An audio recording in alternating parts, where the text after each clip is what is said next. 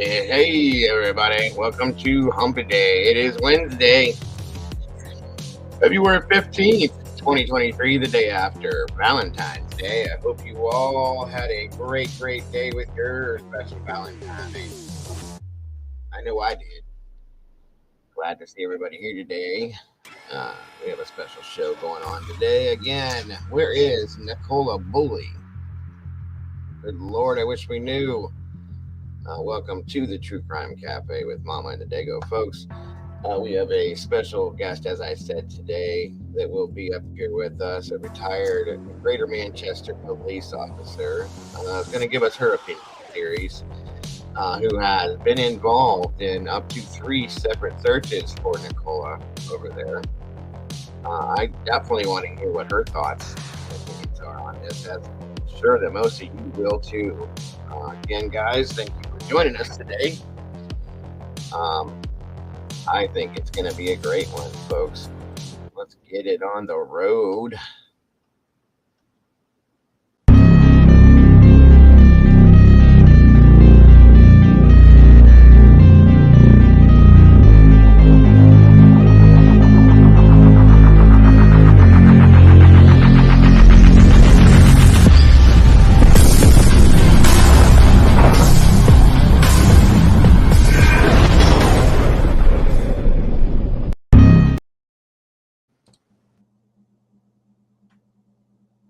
Uh-oh. It didn't want to accept me. Hey. I was like, oh, I'm It all told me no. It said, no, you're not doing this today. You're going to stay down here. I'm like, okay, hey, whatever. like, I don't want to You're do on your that own. now. It's all you today. I'm not ready yet. Mm-hmm. Good morning. How are you? Pretty good. That's awesome. I'm glad to hear I'm glad that. we're not wearing the same color today. No, I wore black. I was almost like waiting. I looked at a minute. I'm like, okay, we're good. I said, Yeah. I'm going to wear this coral color because chances You know what? I I actually have a T-shirt like that, and I looked at it this morning, but I didn't. That would have been done. I would have been done right there. That would have been it. Yeah.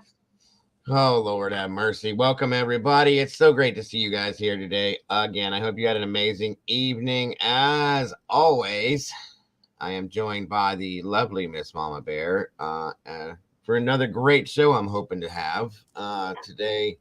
As I said, folks, where is NICOLA Bullley? There's another press conference that came out at 4:30 a.m. their time. So we're going to check that out, as well as having a special guest today, a retired Greater Manchester, UK police officer, is going to give her opinions, thoughts, theories, whatever we're going to talk to her today. Luckily, she is a family member here, a subscriber, Miss Pamela Gribben. We're going to have her up here today. We're going to be talking with her and hopefully get some outlook and some answers on her side of things as to what she may think. She did participate in 3 separate searches for NICOLA when this first went down. And like the rest of us has become quite disheartened by the situation, because we don't have the evidence to know, and it's very, very disheartening watching this go down every day, in my opinion, everybody. And I just, I'm very sad about it, I should say. I feel bad for her children and her family, and just in general, this is just a bad situation, folks, which is why we need to put it out there. Again, being the voice for the voiceless. Poor NICOLA cannot tell us where she is or what's going on or what the deal is. So in turn, us, along with many other creators, need to put this story out so that it can be seen and heard and told it the best way that we possibly can. So I thank you all for joining us today. It looks as though we have Miss Kiki's Eyes is in the house. Thank you for joining us today. Mrs. M, thank you for being here. Miss Brandy, good to see you, my dear. Let's see. Of course, Miss Pamela Gribben is here. Miss April Stoll, thank you for joining us. Cece, the sweetest lady on the internet, so good to see you again. Sunshine, I've got sunshine on my mind. It is beautiful out by the way today. It is 70 degrees. It's going to be and sunny. I love it. I wish I could take you all outside with me and do this on the porch or something. It'd be amazing. And then it's going to go.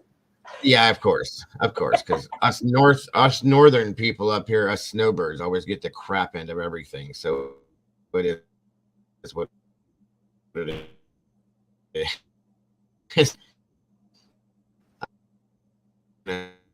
The internet Yeah, your internet's having issues. If there you can hear me. today again. Let's see. Come on in. Come on in. Come on in. And I guess, guys, now that as everybody's popping in here, I'm gonna go ahead and bring Miss Pamela up on the panel with us here and get her steady and ready to go with everybody. Please give her a nice warm welcome again, and again, thank you for being here today. Hello, Miss Pamela. Hi, Pamela. Can you hear us okay? Yeah, I can hear you fine. Hello. Wonderful. Thank you so much for joining us today. It's great to see you. Finally to see you and hear you. You're welcome. Welcome, welcome, welcome. Do not hit yes, please don't forget to hit that like button today, guys.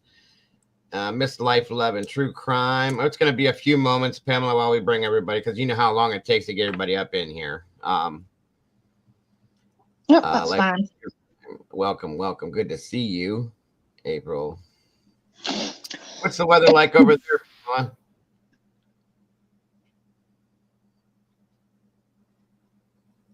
I don't think she heard What's you. the weather like over there, Pamela? Oh, it's cloudy. We had heavy rain this morning, but it's dry now. But it's been really, really wet. Really wet. Yeah. We haven't had any, I don't know, I haven't had any rain here in about a week, I'd say. We had a little bit of rain last week, but it's just been, I'm waiting for the storm because it's been too calm. It's been super warm. It should be what, 30 degrees right now, or even lower right now at this time of year. And we haven't had any kind of winter, guys. I'm sorry to say, but we haven't. I'm not complaining by any means, but Right. I'm waiting for the huge push of freezing cold weather that we should have had, and I'm praying we don't get it. Well, if I remember right, at least for us, I think it's tomorrow that we're supposed to have some severe storms and tornado potential and all that. So. We're supposed to get this evening. It's supposed to change here. Yeah, I haven't looked at it exactly, but so tomorrow's supposed to be 58, and then Friday it drops to 34. Yeah, that's about where we're at too. Yes. Hello, y'all. Just getting ready to go to the doctor. Oh, yes. I'm so sorry. I hope you're doing okay with that, Life and Love. I hope everything's working out okay. You definitely have our prayers, and we're all thinking about you with that, my dear. I hope everything works out well for you at the doctor's as well. What's up, Red? Good to see you, brother. Yes, the weather is supposed to change today now that I brought it up, of course. Sadly, I ruined it. Darren Lambo, welcome back. It's good to see you. Definitely no talk of privates. We're not going to do that. For sure. We're not going to be looking for people today either, hidden in the fence by any means. Don't worry about that. What we are going to do, folks, is we're going to catch up. There was a new press conference that came out this morning. Their time, UK time, it was 4:30 a.m. for them. So it was probably way earlier for us. I think there's a 5-hour difference between us. But I do have it. We're going to look at that. We're going to get Pamela's insight into that and her theories and thoughts on this and her opinions, being that she's right there involved. And she is, again, folks, a retired Greater Manchester police officer that kind of knows the ins and outs of the laws over there and how things are done. And, again, has taken place in 3 separate searches for poor NICOLA when this first started. So we are going to delve into a different side of things today with this, because at this point, folks, we have nothing. Very sadly, there's nothing. And it's so disheartening at this point. We've looked in different directions, up and down, the whole river thing, this and that, and everything else. We have nothing, guys. There's nothing. It makes zero sense to me. It's sad. I feel for those little girls. and the family, her father, her sister, her mother, all of it, you know. But again, guys, we're going to get into that. Come on in, folks. Grab your coffee, your tea. Come on in, sit down, and have some conversations with me. I'm really, really interested in this today. And cannot wait to hear Pamela's insight into this. Again, a very sad situation, guys. I hate that I do what I do sometimes, but at the same time, I have such a passion for trying to help with it that I love it. So you got to take it for what it is, I guess, and just go with it, you know? Yeah. So Annie, come on, guys, come on in and get comfy. The guy who hit me is avoiding his insurance company. So that's what you got to do, sweetheart. Sadly, it does happen that way. A lot of people run from these things because they don't want to deal with it, because his insurance is probably going to go through the roof now, and he doesn't want to have that happen. So it is what it is. You do what you got to do to protect yourself. That's all you can do. Yep. Come on in, everybody. Come on in. Get comfy. Get comfy. I hope we're not taking any specified time out of your day, Pamela. We're not pulling you away from anything today, are we? No, it's fine. I said that earlier, didn't I? No, the only thing I have to do, the dogs will expect feeding in about maybe an hour. So wonderful. Gotcha. 1 second, folks. As people are coming in, you guys can chat amongst yourselves. I'll be right with you. It's fine. Did you watch the press? I did not. I thought it was going to be at 4:30, like this evening, our time. And he's like, no, it was 4:30 in the morning. And I was like, oh. I was like, okay. So I haven't watched it yet. Oh, they delayed it anyway because Nicola Sturgeon has resigned. So it's all been about Nicola. And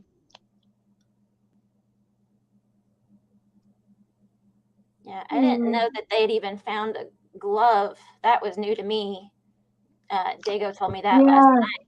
And they were like, he's like, they turned it in like a week ago. I was like, what? I hadn't heard that.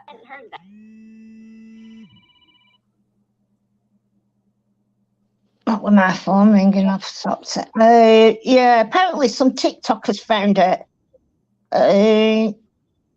Handed it in. I don't know when. I really don't know, but they've outruled it today anyway. But as the senior investigating officer did say that they've kept it and they've put it in with evidence. But from what Becky said today, it doesn't seem like that this glove has anything to do with Nicola going missing. Interesting. Yeah, I was saying to Joe earlier, I have more questions than answers with listening to the press conference. Welcome, Nikki. Good to see you back. It was just one glove, red. It was a stained navy blue glove that matched her coat, as we figured out last night. And it was such a mind blow for me that everybody was calling her coat black, but it is what it is. As far as I know, Kiki, Lisa is okay. I've tried to speak with her. I haven't had much luck since, where are we at here? Around the 10th of February, I think, or maybe before. She gets wrapped up in some things in her life and all that, and is very busy at times. So I don't know. I'm just praying that she's okay, and I'll hear from her soon. I send her messages on a regular, usually daily. She's had a lot of issues with internet and technology stuff and, equipment. So that could be part of it. So just praying that everything's good. I know she was stuck at one point with her daughter. And then her daughter going to have like surgery or something, or they were talking about possibly doing surgery on her foot. Yeah. I'm actually messaging her again right now just to make sure she's okay. Hopefully she sees it. We do miss her, of course. Telephone is ringing. Good morning, Pink. Good to see you. Be right back. Take your time. Welcome all you meatballs. It's so good to see you. Come on in, jump on in the sauce with us today. We have a special show today with our special guest, Miss Pamela Gribben. What do you think of police mentioning the word vulnerability? We're going to be talking about that, Mr. Darren Lamble, today. Me and Pamela have been communicating most of the morning. That word is used a lot. Vulnerability, yes. We are definitely going to get into that. Yes, Miss Kiki, no worries. Darren, I find it, what is the word I can use? I find it so strange, so late in, well, I know it's only coming up to 21 days, but why have they only now disclosed the vulnerability or the vulnerabilities rather than, you know, if she's vulnerable through mental health, which they haven't stated, so we can only guess. Right. So if it's mental health, my thinking is that if you have a person that you know is struggling with mental health, why would you allow that person to walk the path that she did? Exactly. Is the vulnerability something to do with the marriage? I don't know, because I don't want to judge Paul. Correct. But we've all seen his actions on 3 different interviews. Yes. My concern is that as a partner with a partner that's missing, I find his demeanour, I find that most worrying. Now, is she vulnerable through to a medical issue? You know, has she got diabetes? You know, there's a vast array of vulnerabilities that they didn't touch on. Oh, right. And the thing is that, like you said initially, like, why are we just now hearing about this? Like, this should have been something brought out day 1, day 2, at the day 3. You know, why are we hearing 20 days into this, folks? We're 10 days outside of a month on this. And why is this just now coming out? That I'm completely lost on.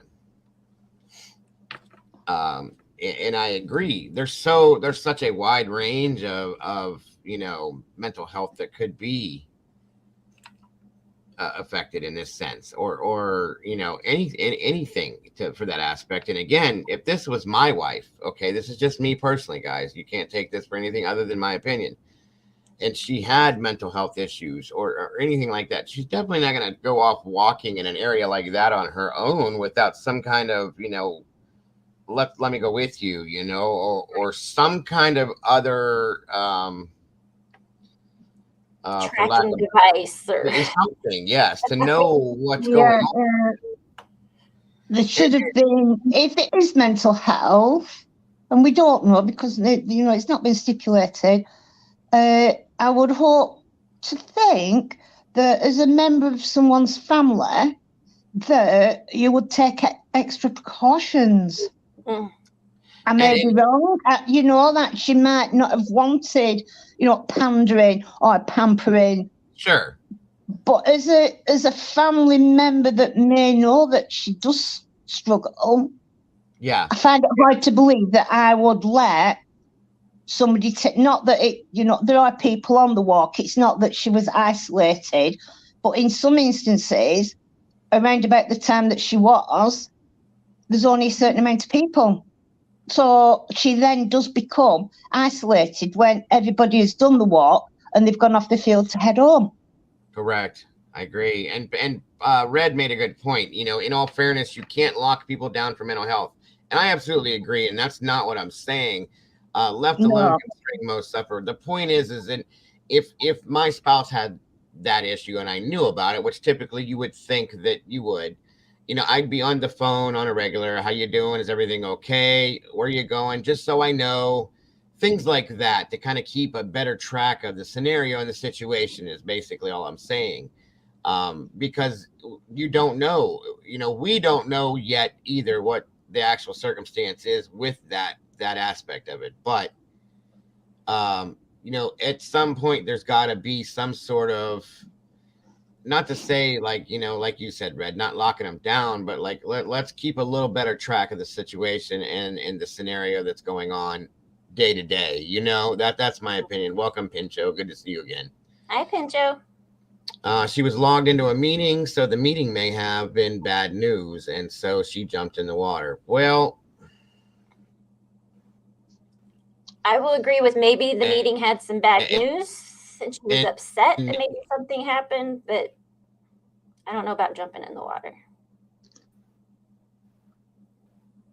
Dago, are you still there? well, You're froze. I'm There you here. are. I'm sorry for this ahead of time, guys. I don't get it. I'm getting a tech to come out and actually look at my computer now, so that's going to be next. I don't think she jumped. I don't think she went in the water at all. Okay, but I do. That's a good point, Pincho, to say that maybe she did get some bad news, which is why the phone was found like it was, still logged in, and she walked away from it and decided she was done.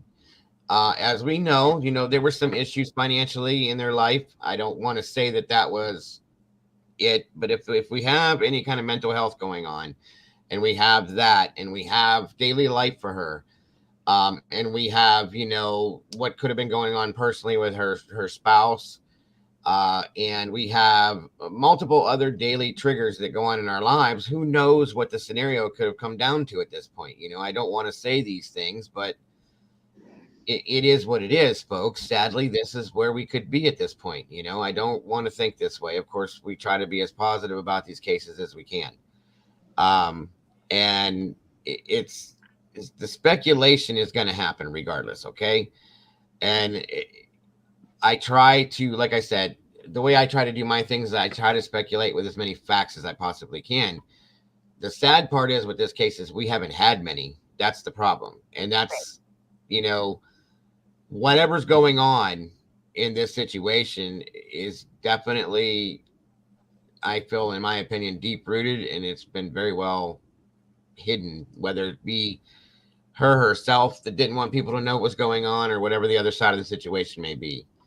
And in the end, if it turns out to be some kind of a freak accident of some sort, and something did happen with the water, maybe it's not that water that we need to be looking at. Maybe it's the lake that runs behind that area that she was up near. That's a whole other, which I'm sure they probably searched that. If they haven't, they will. I don't know, but we'll talk about that today as well. Come on in, folks. Get comfortable. There's more to come, I promise you. Let's see. Miss Kiki's eyes said, if my husband was in that situation, he wanted to take a walk, I would make sure he would have one of those things on him so I could trace everyone. I mean, Apple tags, guys, you just shove one in somebody's pocket. I mean, just for people's safety nowadays, it's good. You get phone trackers, you could track the phone, which in this case wouldn't have meant much because we knew where the phone was. So, it just coulda, woulda, shoulda. We can't do that at this point. We just need to look to the future and hope for something good. Again, once I think we got most everybody in here, guys, we're going to check out the most recent press conference. Again, it was released this morning at 4:30 a.m. UK time, which was kind of surprising. I thought we were looking at actually 4:30 this afternoon your time, Pamela, but and that's what I had told Mama Bear last night, but they wanted it out quick. They don't mess around over there. But we're going to check that out. And there are some new faces, folks, in this press conference, just so you know. The lead investigator has put herself out there, Becky Smith. And then we have the assistant chief, I believe it was, that was there as well. Assistant Chief Constable. Yes, the assistant chief constable. He's there as well. And I believe, what was her name again that we have been seeing? I think I've lost you. Yes. Riley. Yes, the superintendent Riley was actually out on scene, so that's why she wasn't in this one, guys. We're getting there. Come on in, folks. Come on in, and we will get to rolling. All right, guys. I'm going to try to pull this other thing up and have this ready to go. Again, I am so grateful you decided to join us today, Pamela. I really am. Thank you. Thank you for that. All right. The Red says, my problem is she literally just dropped off her kids, thus they would be fresh in her head. So, yeah. Yeah, and I agree with you on that. I do. That as a mother specifically, that's what bothers me. I mean, that didn't come out right. I'm not a mother, but thinking as a mother would specifically about their children, like you just said, that's still in her mind. She just walked away from them. But that being said, mental health is no joke, folks. We've been talking about this for days, and depression is a serious, serious thing. And anything can trigger it, guys. In our mind, sometimes we just can't help ourselves, you know? Welcome, Right. Austin. Thank you for joining us today. Very sadly, it's very sadly. I have to say that, but it's true. Pink said, if I were lost, my Okay. family would know to look for me at the local bougie bakeries or my favorite hot dog stand or buying chocolates at the local convenience store. Hi, Kim. Yeah. Aw, I hope you feel better. It's a lot of Welcome, Kim. silent It's so great stuff to see going you. around. Yeah. Yes. Oh my God, yes. It's been driving me insane. It's this weather change, this weather It is. thing doing all this barometric pressure changes. It's not supposed to be. Our bodies aren't used to this, guys. We're supposed to be cold and miserable right now. Right. Supposed to be grilling on the grill and outside enjoying the weather. It doesn't make sense to us. That's not working. Exactly. So that's what it is. We're all confused. Cold enough here in the UK. Well, that's what we're supposed to be too. This is not happening. April said, I have not seen her partner or her best friend cry yet. I have problems with that as well. Yes. Again, something we're going to. I have big problems. I have big problems with that. Yeah, we've been talking about that, touching on it here and there, but I think today we're going to dig into it a little bit because neither one of them, I've seen them both smile and look lighthearted during interviews, and it's like, I couldn't do it. I just couldn't do it. I'm sorry. Could it be a nervous smile? I mean, I guess, but every time they're talked to, they do it. Maybe well, she does. Maybe she's nervous in front of cameras. I don't know. Guys. I mean, he's a former actor, right? He was an actor, correct. I'm not. There's something about her I don't like. I'll be honest with you guys. I'm not judging anybody, and it doesn't even have nothing to do with this. There's something about her when she speaks. I just don't care for her. I don't know what it is. It's insane. I've been trying to figure out why I don't like her. I even asked my wife, like, why don't I like this woman? She's like, I don't know. I just don't care for her. There's something about her I don't like. Because they believe quite content. She's okay with the camera. She's okay in front of the cameras. She doesn't come off as being nervous. She's sure of what she's saying, and she picks her words very carefully. Now, she picks her words carefully. If you listen to his, they're identical. Oh yeah. It's almost like it's scripted. It's almost like they sit down at night and go over it. And I noticed something else, and I brought this up, I think. We're talking about Emma White, Kim. She is supposedly or allegedly NICOLA Bulley's best friend. Or best mate, however you would put it. But here's my thing. I was watching last night. Molly did it too. By the way, I don't know where Molly is. I hope she's coming. But I was watching and I was analyzing like her interviews last night and watching her like facial expressions, her body language, all of that stuff. It almost seems like, and in one interview, she did kind of cry, but it was only when she talked about Paul and the girls, not Nikki. And that bothered me to a point where I'm not saying that this is what's going to happen or that this is what is happening, but it almost seems like she's trying to, I guess maybe I could be imagining this too, like step into, it would give her an opportunity to step into a specific role, if you know what I'm saying. The way she's talking and acting about Paul and the girls. Okay. Maybe she's looking for an in or an opening, if that makes any sense, folks. I don't want to be conspiracy like, but I mean, based on what I watched last night, it just seems like this is her chance to be a mommy to the girls and to fit in where she wants to fit in, if that makes sense to you. I don't know, guys. I'm not comfortable with this woman, regardless of whatever anybody could tell me. I'm not going to be comfortable with her. Right.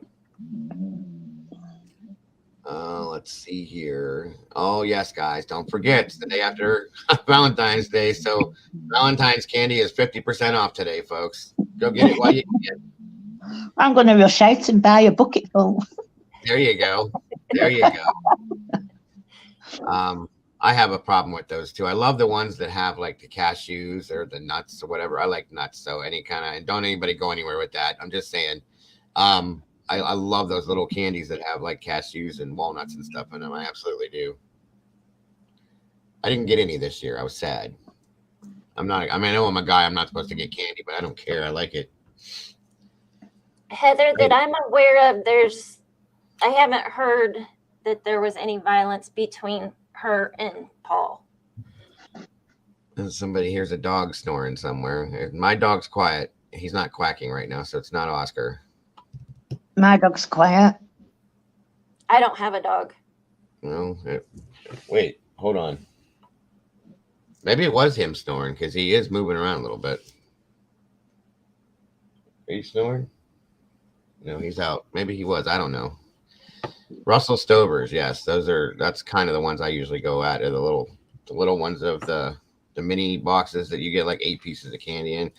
Although one year, the kids, for whatever reason, decided I was going to get something for Valentine's Day, and they got me that Gigantor box. The box weighed like 25 pounds. I am not lying. And it was like 3 layers of candy in it. And I'm like, I'll never go through this. Well, 4 days later, 3/4 of it was gone, and I was ashamed of myself. So that'll tell you right there. Yeah, so can you hear the snoring now? One of my girls is snoring that's laying next to me. She's just started. Okay, there it is then. I was wondering. I'm looking at him and I'm like, are you snoring? But he's not. He ain't quacked in a while either, knock on wood. Yeah, Heather Doberman is orphaned at the same time. Yes, she's running both accounts. I guess that helps out a little bit. So for anybody that's confused, she's a 2-for-1er. Yeah, I don't know much about it either, Red. So. And that bothered me a little bit too. And I'm going to get into that with Pamela. I'm going to ask her protocol for things like that, because according to what I understood last night when I found that out, they found that glove a week ago and put it into evidence, but never had talked about anything. And it's a stained glove. In turn, they didn't say what it was stained with. You know, I'm going to guess blood, in my opinion, but yeah, we're going to go over that too, because we're about to watch that, Darren. For those that didn't get to see it since it was put out so early this morning, did you notice how much deflection there was today in the police update to any other information, as there has been from day one? I've had a problem with that from the first day. The superintendent has done that. I've made mention of that multiple times, folks, that they did not seem to want to touch on anything other than the river. And as my title was, yesterday or the day before, she's not in the damn river, folks.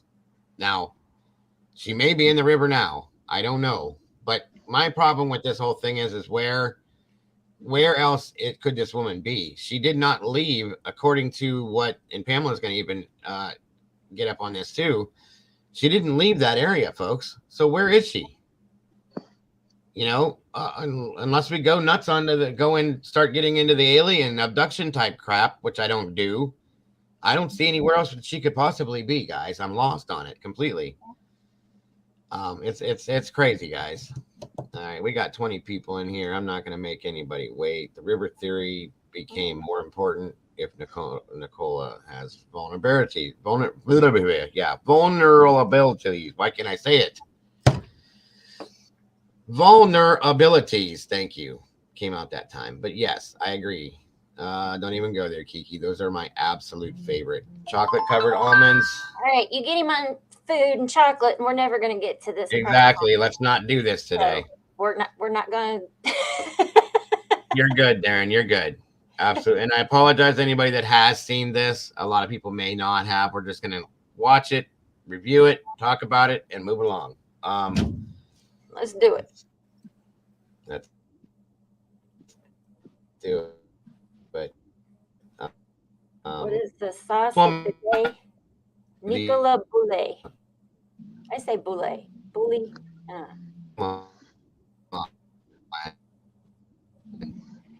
Dago has gone robotic again.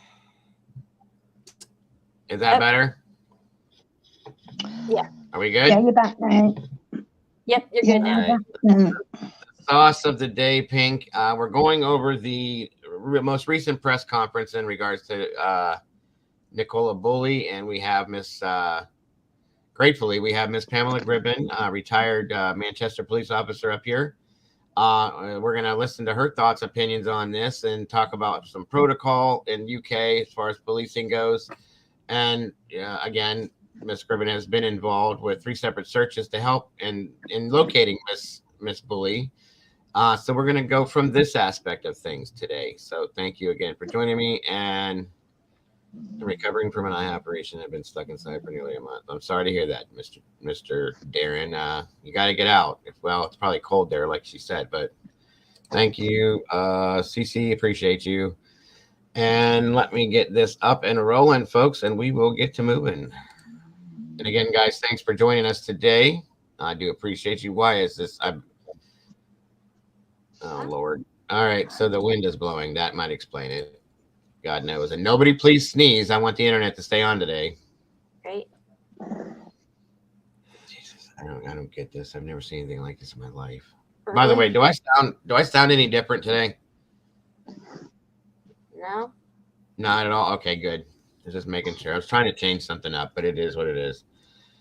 All right. And all right. Again, this is well, they'll introduce themselves. I'll let them do that. Let me know, guys, how the audio sounds and if everything is good. And we are off and running.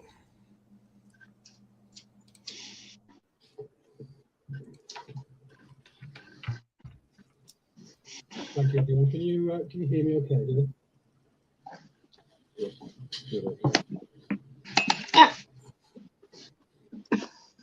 Very good morning, and thank you for your flexibility with the slight change in timing for this press conference. My name is Peter Lawson, and I'm an Assistant Chief Constable here with Lancashire Constabulary. I'm joined to my left by Detective Superintendent Becky Smith. Becky is the Senior Investigating Officer, SIO, in the investigation to find NICOLA BULLEY. I want to thank you for making the effort to come here this morning so we could give you an update on our investigation to find NICOLA. She and her family remain foremost in our thoughts and our priorities in the investigation. Some of what Becky and I will say today has already been made public and has been widely reported, but I'm acutely aware that there continues to be extensive media interest, commentary, speculation, and indeed some criticism of our police investigation. Therefore, to try and address some of that, we will take you through in some detail, more than would normally be the case with an investigation, what exactly we've done over the last 19 days and continue to do. As loud as I can get read, I'm sorry. NICOLA went missing on the morning of Friday, the 27th of January. And since that time, we have done an unprecedented piece of work on the investigation to try and find her. The sole focus of that work is to find NICOLA, to bring her home to her family and give them the answers they so desperately need. Dago, the video's investigation not. involves a dedicated team of more than 40 detectives. They've been looking through hundreds. Oh my God. Hold on, folks. Sorry. I don't know why. I was like, wait a This minute. is insane. I am so tired of going. I just noticed that too. I'm so tired of going through this. 1 second, folks. Whoa. No, we're not going to do that.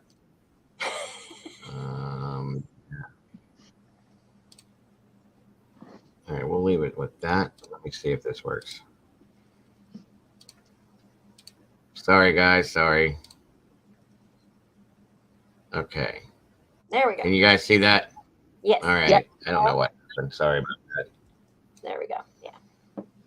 Of hours of dashcam footage, speaking to numerous witnesses, carrying out digital inquiries, and examining literally hundreds of pieces of information submitted by the public. And I would like to thank the public for all of their assistance throughout this investigation. There are also dozens of other officers and staff who have helped in the investigation, searchers and reassurance for the local community in St Michael's. We've involved a range of specialists, both locally, regionally and nationally. The investigation has not wanted at any stage for experts who are the best in their field available to law enforcement in the UK. I would emphasise that it remains the case there is no evidence to indicate a criminal aspect or third-party involvement in Nicola's disappearance. However, the officers involved in the investigation are the same experienced specialists and many senior officers who are concerned with the investigation of the most serious and complex crimes. That is the importance and focus we have given to the investigation to find Nicola. To give you some figures to back up some of what I've described, we visited more than 300 premises, spoken to almost 300 people, and received around about 1,500 pieces of information into the inquiry. In terms of the physical searches, both water-based and on land, we've used specialist resources from both police, a range of other agencies, and I'm grateful to those other agencies who supported us. And in police assets, that's included the Northwest Underwater Search Unit, police drones, horses, dogs, and the police helicopter. We continue to search extensively with the wire and surrounding area downstream and out into the sea towards the estuary. We've consulted with national experts in their field, including environmental and tidal experts. We're carrying out have carried out an extensive land search surrounding the river, including some properties around the area where Nicola went missing. Slides have been made available for you to see, which show in some detail exactly where we searched, but it's important to say that our activity has trained police search advisors who we term pulsers, and they've been following a nationally recognised doctrine around search strategy, which will be followed by any expert police search advisor in UK policing.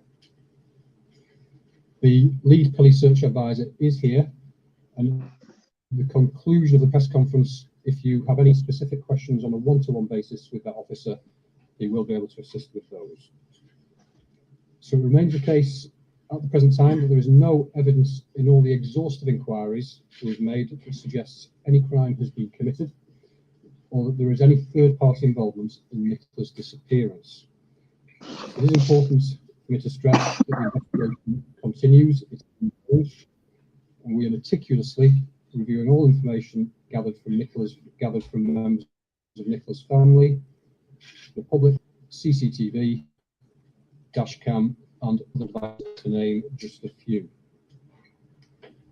We're also continuing to regularly consult with national experts from the National Crime Agency, the NCA, and they continue to support us and provide both tactical and strategic advice for the case. I will now hand over to Becky, who will talk through in some more detail the investigation she's been leading from that senior investigating officer role. Thank you. Thank you. Thank you for coming this morning. So I'm going to firstly take you through the incidents that led up to Nicola being reported missing. I'll go through a timeline of events for you, followed by a number of topic areas that I believe are of interest to you.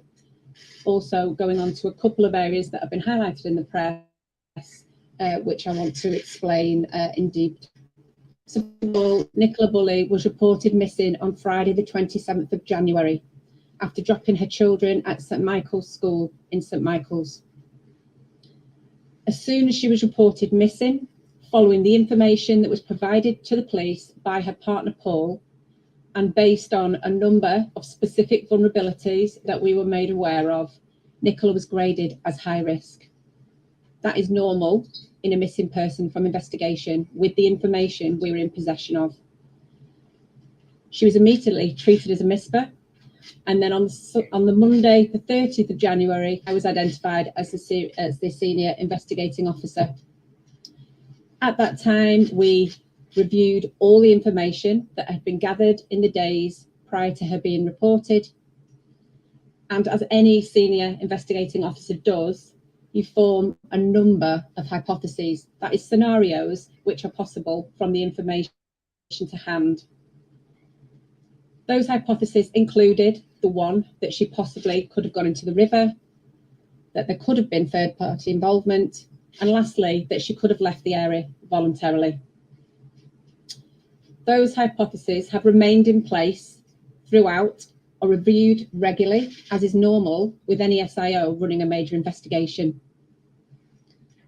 At the initial stages, based on the information I received, I made it clear that it was my working hypothesis at that time, based with all the facts, that the main hypothesis I was working on at that time, Nicola, had gone in the river. This has been misconstrued in the press and said that that was what I said. I said that was my main working hypothesis at that time, and that remains my main working hypothesis.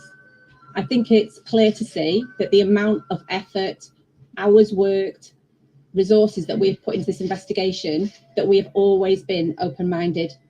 Those three hypotheses and scenarios have been continually reviewed and continue to do so to this day. But as Mr. Dawson has said, at the minute, with the information that we have received and reviewed, there is not a single piece of information or evidence to suggest that there is any third-party involvement in this investigation. And that continues and will continue to do so until we have reviewed all the information received. So in terms of the actual timeline, Nicola Bulley dropped her children off at school at about 8:40 on Friday the 27th of January. That was normal. And she then proceeded, after chatting to a couple of people in the school yard, walked up Garstang Road and onto the river path over an iron bridge that takes you down to these fields. We know that because there are witnesses who have identified her, and also from her phone data. We know that Nicola entered the field and made a couple of messages on her mobile phone, one to her boss and one to a friend, making arrangements for a play date for her children. And at 9:01, we know she logged into a work call on Teams. Again, there has been lots of speculation about this. This was a perfectly normal call for Nicola to have. It was work-related. She would never have had the microphone or camera on because it was more of an informative session. She didn't need to sign into it. She did so to enable her with her business. So I know there have been inquiries as to whether anybody else on the Teams call would have been able to hear or provide us with any information. I can assure you from the outset that was investigated thoroughly, and that is not the case. We know at this time that there were a number of dog walkers in the area, and we've been extremely fortunate from the very start of this inquiry to have a number of witnesses, key witnesses, who know Nicola. So there is no miscommunication about the identification of who is in that field. And also, we've viewed a substantial amount of CCTV. Again, whilst we can't cover the whole area with CCTV, we've been really fortunate in that we've had a lot, which have really been able to help us in pin down both Nicola's movements and also the movements of key witnesses, which is why we were able to give a timeline of events quite quickly, but reiterating that we were remaining open-minded to all three of those scenarios. Excuse me, folks, I'm grabbing my drink. So Nicola was last seen in the field, which we've called the upper field, at about 9:10 that morning.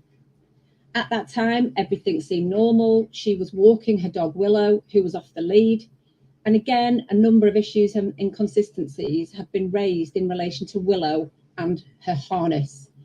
It was really normal for Willow not to have her harness on. They never kept the harness on when they were in that field. The harness would be taken off Willow when they entered the field and would only be put back on when they were ready to leave the field. So at approximately 9:10, a witness that knows her had the last sighting at Upperfield. When I say an approximate time, it is that, but we are basing that on obviously the times that we can say that.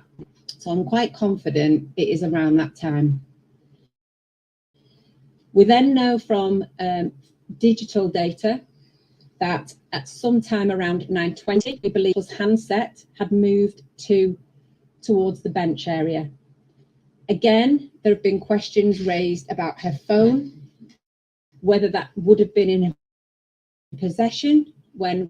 I'd just like to point her out that it's really normal for Nicola, when in a Teams call, to be holding her phone out in front of her, listening to her. And we can say from a witness that knows her that morning, that is what she was doing. So that would explain why she doesn't have her phone in her pocket, as I know a number of people have raised. We then know at about 9:30, local dog walker who is walking a dog comes across the bench and finds Willow untied, running between the bench and the gate. The mobile phone is on the bench, face upwards, still logged into the Teams call, and Willow's harness is halfway between the bench and the riverside. That witness makes a number, before returning home, she then returns and makes a number of phone calls to people, because at that point she doesn't know who the dog belongs to or who the phone belongs to, and doesn't know how to get in touch with people. She makes a number of inquiries with a local vet who can't assist her, and following a number of inquiries, eventually Joe, return to the just bench, stop it there a moment. and Willow, and we find out that obviously they belong to Nicola. Yep. The alarm is then raised with the local school, who then in turn. What's up? Right. Where Becky's saying the person who found the dog, right, made inquiries with a local vet. Now, it's law in the UK that all dogs are chipped. So the dog should have been taken to the vets and been scanned. That would have given the address and who the owner of the dog was. And I can't understand why a vet would say, I'm sorry, I can't help you. I don't know. I got it. That would be interesting if that is the law. Yeah, right. Yeah, it's law. Yeah, it is. Yeah. All dogs have to be chipped. All dogs have to be on a lead in a public area. Now, I'm not saying that the fields are a public area, but the person who found it, the detective has just said that they made inquiries with a local vet. Right. But the vet said that they couldn't help them with it, which I find very strange, because if you find a dog and you take it to a vet, the first thing that they will do is scan it to see the chip number that is in the dog. Right. Yeah. That chip number gives the details of the registered keeper of the dog. Right. Mm-hmm. Okay. And they were saying they couldn't help her with it? Yeah, she's just said the vet couldn't help, couldn't assist with the dog. Yeah, that doesn't make a lot of sense then. Especially, if you're saying that's crazy. And it's not like that's a lengthy process or it's going to cost them any money to take a scanner and scan it. It takes 2 seconds. You can take a dog to the vets. They will scan it free of charge. They will get the chip details. Yeah, the same here. And it just takes seconds for them, to retrieve the details of the owner of the dog. Red's just asked, have they got to be tagged? Yeah, all dogs have to have a name tag on by law now. That was brought in, I think, maybe 2017. No, it might have been before that. But all dogs have to, in any public place, have to have a name tag on them. Yeah, that's how it is here too. I mean, it's not law to be chipped here, but it's getting to that point. We definitely have leash laws and all that, but you saying over there like that makes me wonder, like, and again, if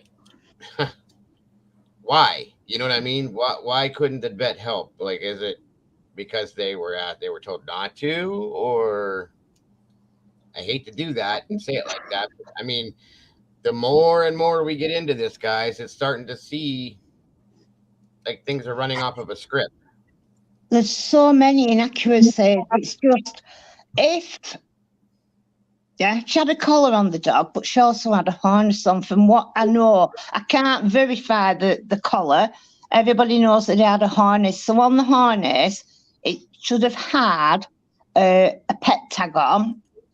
Yeah. And mine have got a pet log, a different kind of tag. It's just a green little tag, and it doesn't give any details or anything, but it just gives, if you find, it just says I'm chipped or something like that. Without getting hold of one of my collars, I couldn't actually tell you what is on this little tag, but they have to have a name tag or some identification on them.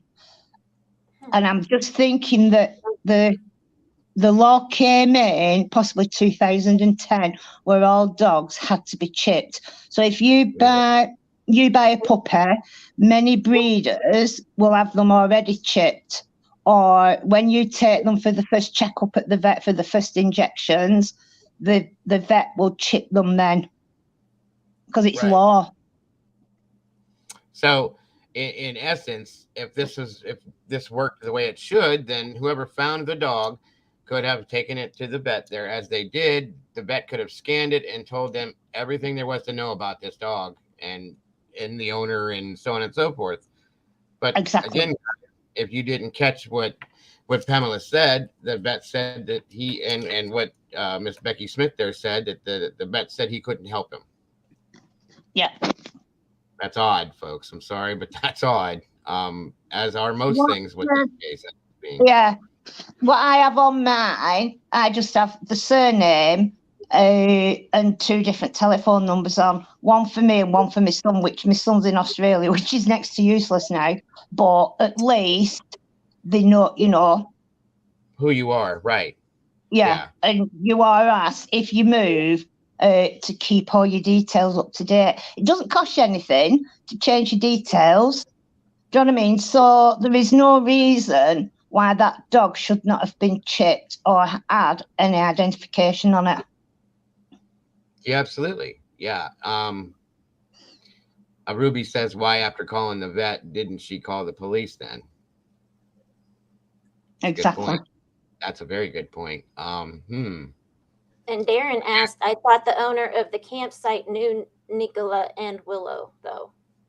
Well, you would think that, Mama Bear, wouldn't you? You'd think that if it is a regular occurrence that either Paul or Nikki walk the dog every day, the same area, that somebody would recognise the dog and she'd have no need to ask or seek vet advice. I found a dog, can you help? There was other people on the field that she could have asked. The dog was easily recognisable. Right. And even if you didn't know her name, you can say it's that lady that walks this dog and drives that vehicle. We see her every day, blah, blah, blah. Absolutely. Yeah. Yeah. Interesting, folks. Very interesting. Thank you for pointing that out, Pamela. That's that's quite that's a thinker for sure. Because I didn't think 2 things about it because it's not law here. So yeah, right. I think we should look into who the veterinarian was. It's well, I said that in chat to you There's any earlier kind of, on Twitter. I did say that. Yeah, I just wondered why the vet would say that they couldn't help. Yes, she'd have formed the veterinary surgery. She wouldn't have spoke to a vet directly, but what she would have done was spoke to a receptionist, and the receptionist should have just said, pop the dog along, we'll scan it, and we'll see if it's chipped. Yep. Yeah, That's not that been makes very mentioned. good. Not at all. No, that makes very good sense, though. Again, this is why you're up here today. Thank you very much for that, Pamela. I appreciate that. Thank you. We will be looking are at that welcome. scenario. Definitely looking at that scenario. Let's move on with this, folks. That's a great point, though. Now you got me thinking hard. Contact Paul, Nicola's partner, who then makes to the scene. Just moving on to CCTV, we are really fortunate in this inquiry that we've been able to narrow down a lot of the witnesses in the area's movements and to some extent Nicola's, but we can't complete that totally. The area at the top of the field, Rowan Water, has CCTV that covers the gate that enters the field and the front of the site. That is working. The site managers have been cooperating with us and so supportive of this investigation at every stage.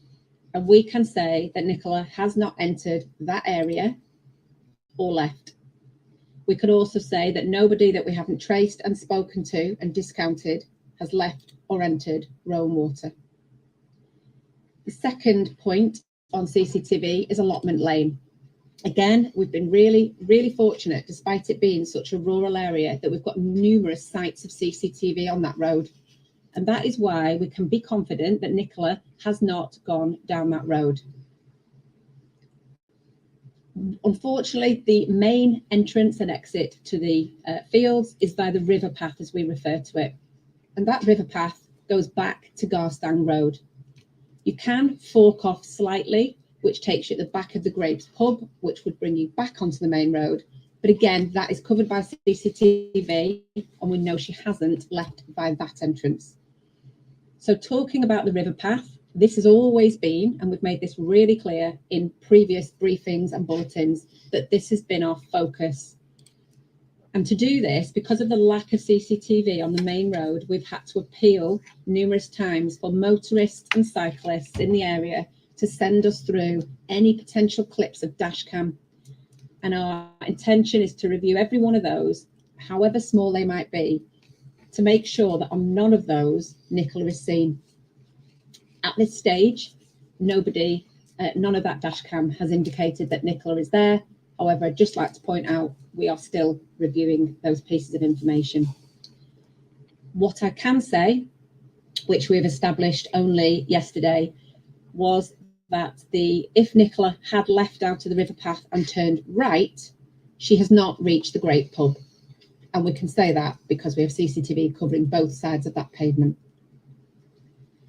So moving on to Nicola's phone, I've talked to you about the discrepancies that have been flagged up with the Teams call, whether she would have had that in front of her, whether she would have had that in a pocket.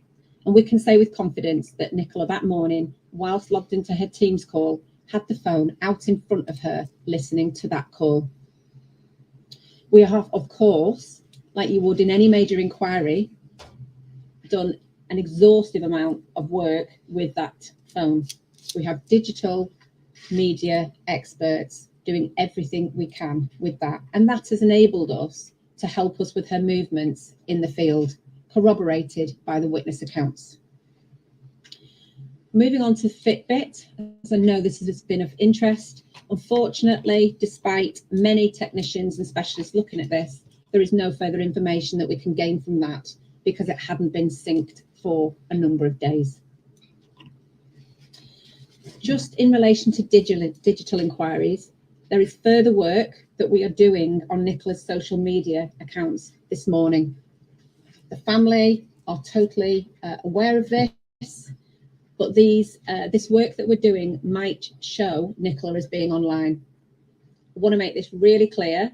We have control of this phone. This will be the police that is doing these inquiries, and that nobody needs to be concerned or to contact the incident room in relation to this.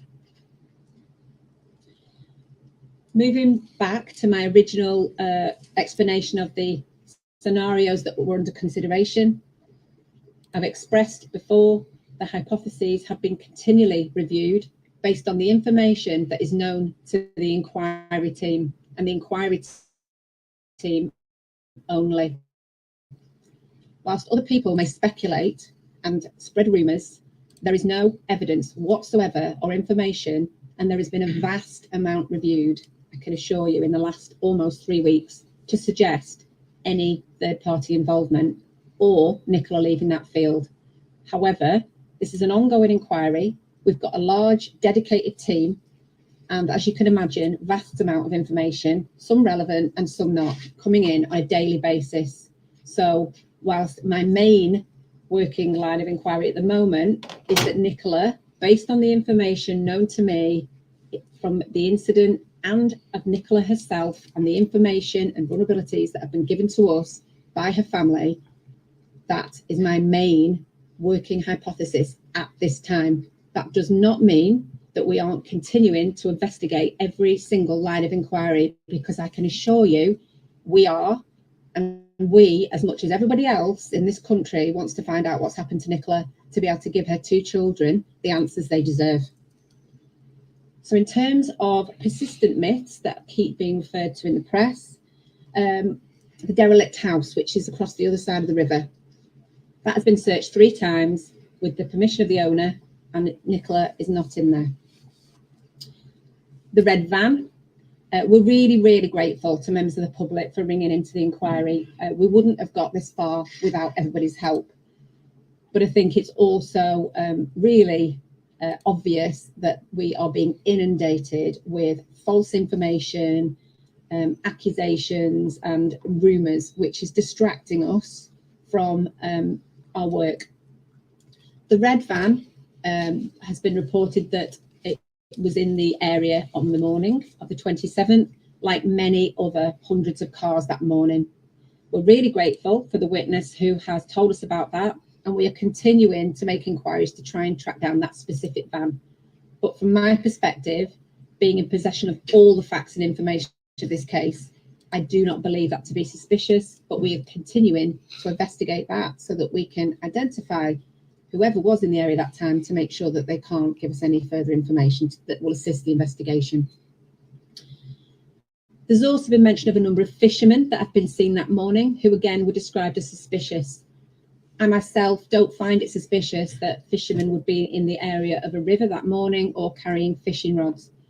But there was some suggestion that one of these males might have been looking to cover his face. We have made numerous appeals for these fishermen to come forward. We have made contact with the local angling clubs, and we have also ascertained the time of the witness passing down that road and checked the CCTV at the Grapes pub, which covers that end of Garstang Road, and we can't see any of those fishermen at that time on that day. But we are continuing to try and trace these people. Again, I would urge that they are not necessarily suspicious to me, but I'm really keen to trace them to make sure that there's no further information that they can give us that will assist. In terms of the glove that has been recovered, you'll no doubt be aware that TikTokers have been playing their own private detectives and have been in the area. A glove has been recovered that is not believed to be relevant to the investigation. It is not Nicola's, but we have got that in our possession.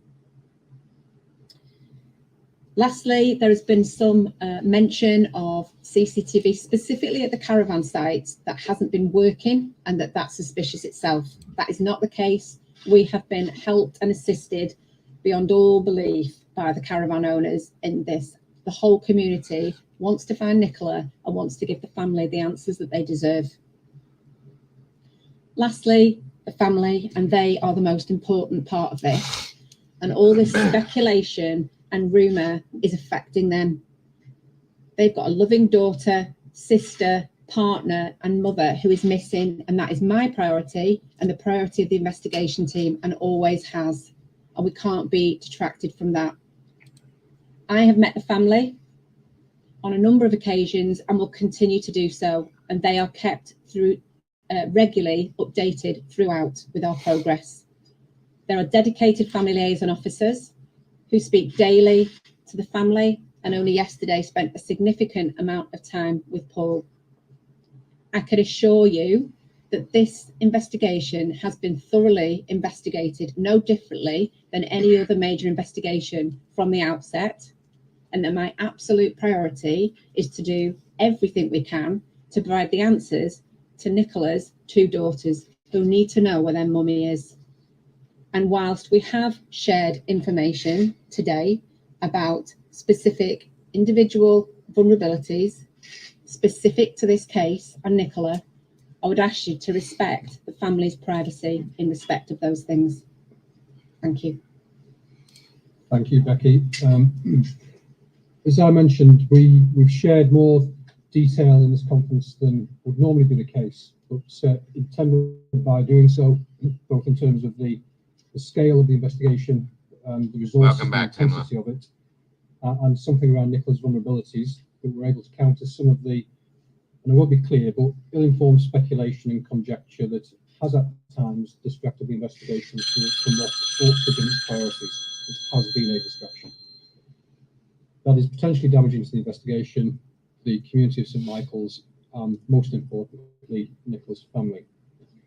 However, we've had incredible support from the public and continue to have a dedicated investigation team working on this inquiry, and we will continue to be as transparent as we possibly can be. You must appreciate, though, that when we do come forward, what we bring forward must be factual too.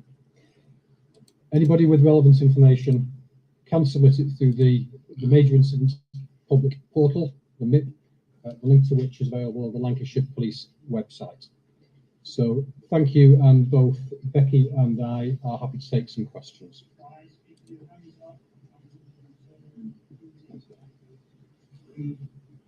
Hi there, Detective Superintendent. Can you just give us a bit more information about what Nikki's partner told you about her vulnerabilities, and why was it that you had to then identify her as high risk? And also, this is the 20th day that NICOLA BULLEY has been missing. How confident are you and your team that you will find her alive?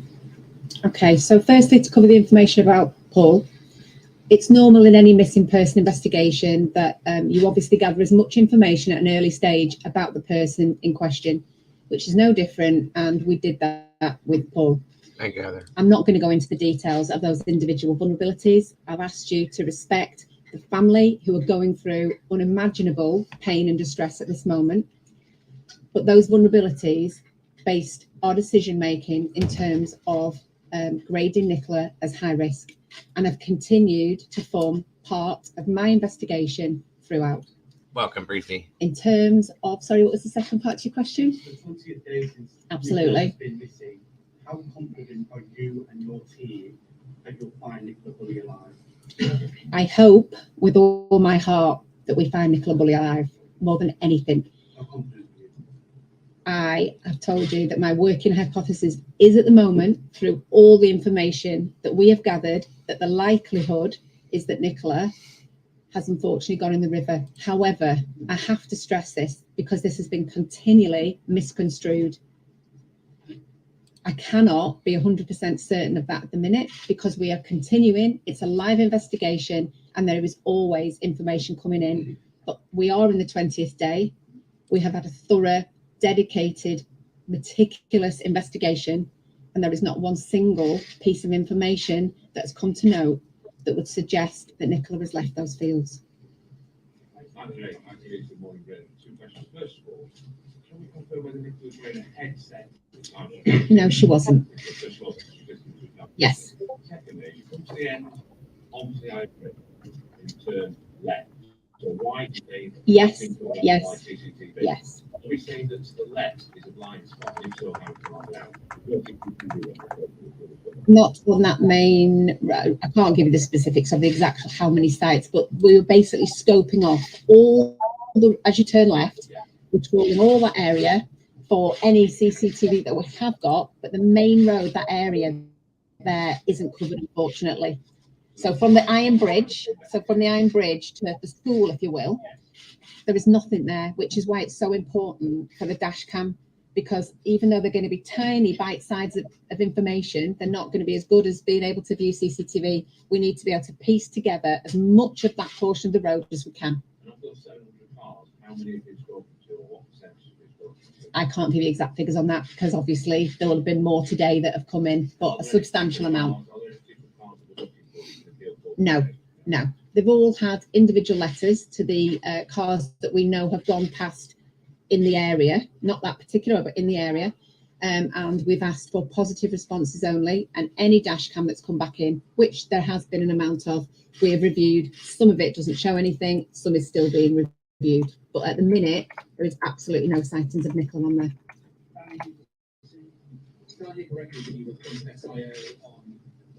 I was, yes. Has missed the trick. I think the bully went on Friday and SIO appointed on the Monday. Not done in the first 24, 48 hours. I can probably take this. I am satisfied that as Becky has described, following the initial report of Nicola has been missing to Lancashire Police, immediately she was graded as high risk. That in itself is a significant level of risk that does bring with it focused attention and significant resources. So I'm satisfied that given there was no evidence of any crime having occurred at that first point of the report, yes, it was handled appropriately, but as the days began to progress, as would be normal with any high-risk missing person investigation, who hadn't turned up, hadn't been found by Monday, we began to layer in the expertise of a senior investigating officer with all the investigation infrastructure that comes with that. From Bauer Media, it took Peter Holding and SGI 3 days to determine that Nicky wasn't in that stretch of river. How long will it take Lancashire Police, and how long will you continue searching the river until you come to determination? And again, it's probably something I can take. The search efforts, both water-based and land-based, continues this week. There are police assets, including underwater search officers, continuing that exercise this week. Water is an inherently challenging medium to search, and the River Wye is tidal and flows out into the estuary near Cockerham Sands, and parts of the river have been searched repeatedly because of the shifting water patterns and tidal nature of it. We've taken the best expertise from people who are experts in the field around coastal movements of water and movements of water on inland waterways. I retain all hope. But the reality is there will be a point at which I need to review in conjunction with Becky as the SIO and the search managers the extent and proportionality of continuing to deploy significant search resources around the River Wye and the land-based options we have there. So for this week, the search effort is continuing. There will be a point in the days ahead where I do need to review that. BBC. Social media video makers and wannabe detectives, have they been an annoyance or a hindrance in the inquiry? Take that if you want. Yes, it has significantly distracted the investigation. In 29 years police service, I've never seen anything like it. Some of it's been quite shocking and really hurtful to the family. Obviously, we can't disregard anything, and we've reviewed everything that's come in, but of course, it has distracted us significantly. But as long as we are prioritising, which we do constantly, on the information that's coming in, that will not distract us from the priority actions that we've been completing. I'm just wondering, obviously, you're talking about evidence that you're working with, and obviously you make hypothesis. Should you have come off the bench and got forensics in so that you can be more certain that you can rule out things like foul play and be absolutely certain rather than just saying that, you know, it's made hypothesis? Yeah, I understand why you would ask that. But at the end of the day, it was treated as a high risk missing from home immediately.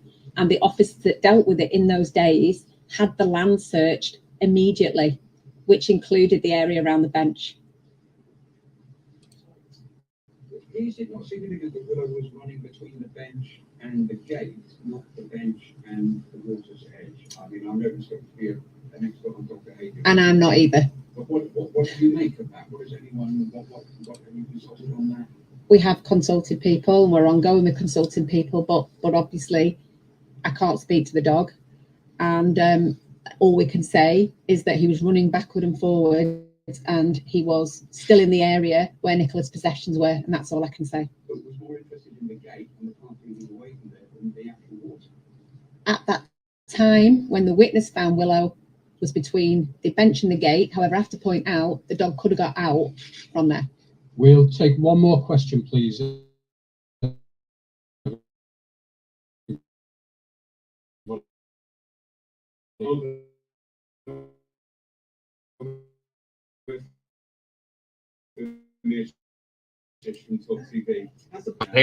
been carrying out the investigation, and information stays with the investigation. That's the nature of policing.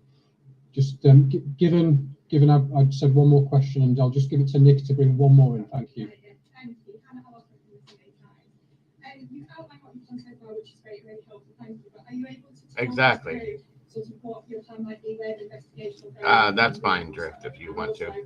What impact is this having on Lancashire police resources, and when do you think you may? I would just hope that you guys would, if you're going to go there, just let me finish this stream first. But yeah, absolutely. You're more than welcome to Drift. What they are and what that's about. So if we want to sort of dial down the speculation, it might make sense to make that. I'll take most of that. I think in terms of the scale of the investigation, it is continuing. That will be kept under review, but it is at as much of a peak of resourcing and intensity as it has been. Both the search and the investigation side will remain under review, but we are a significant sized force. Where necessary, we've drawn officers and expertise from across the force. Our business as usual, police and communities in Lancashire has remained unaffected by this. We've sought support nationally, and we can draw on mutual aid from other police forces and regions if we need to. We will keep it under review. Becky is an experienced senior investigating officer and will continue to follow the evidence, the facts objectively, as any SIO would do. In terms of the vulnerabilities, I feel we've said as much as we can about that. It is personal, private information, known to the investigation, but foremost in our thoughts, in addition to the integrity of the investigation, is the privacy of Nicola's family. So we've said as much as we can with that. So thank you, Drift. I do appreciate that. We can't take any more questions. Thank you very much. But I do thank you for your attention today. Thank you very much.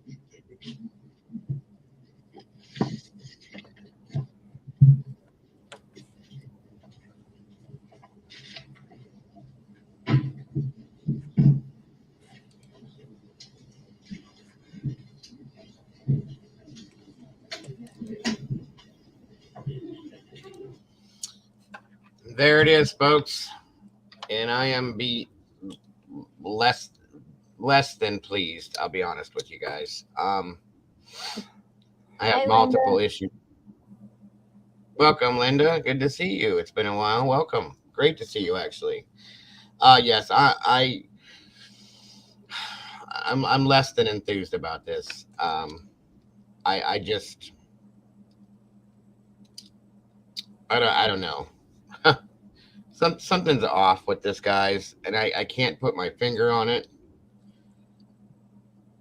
I've dealt with multiple cases in my life. Even before I came over here, I was doing things on, steno pads and with pens and pencils and note cards and all sorts of crap, just because it's something I was obsessed with, sadly. But yeah,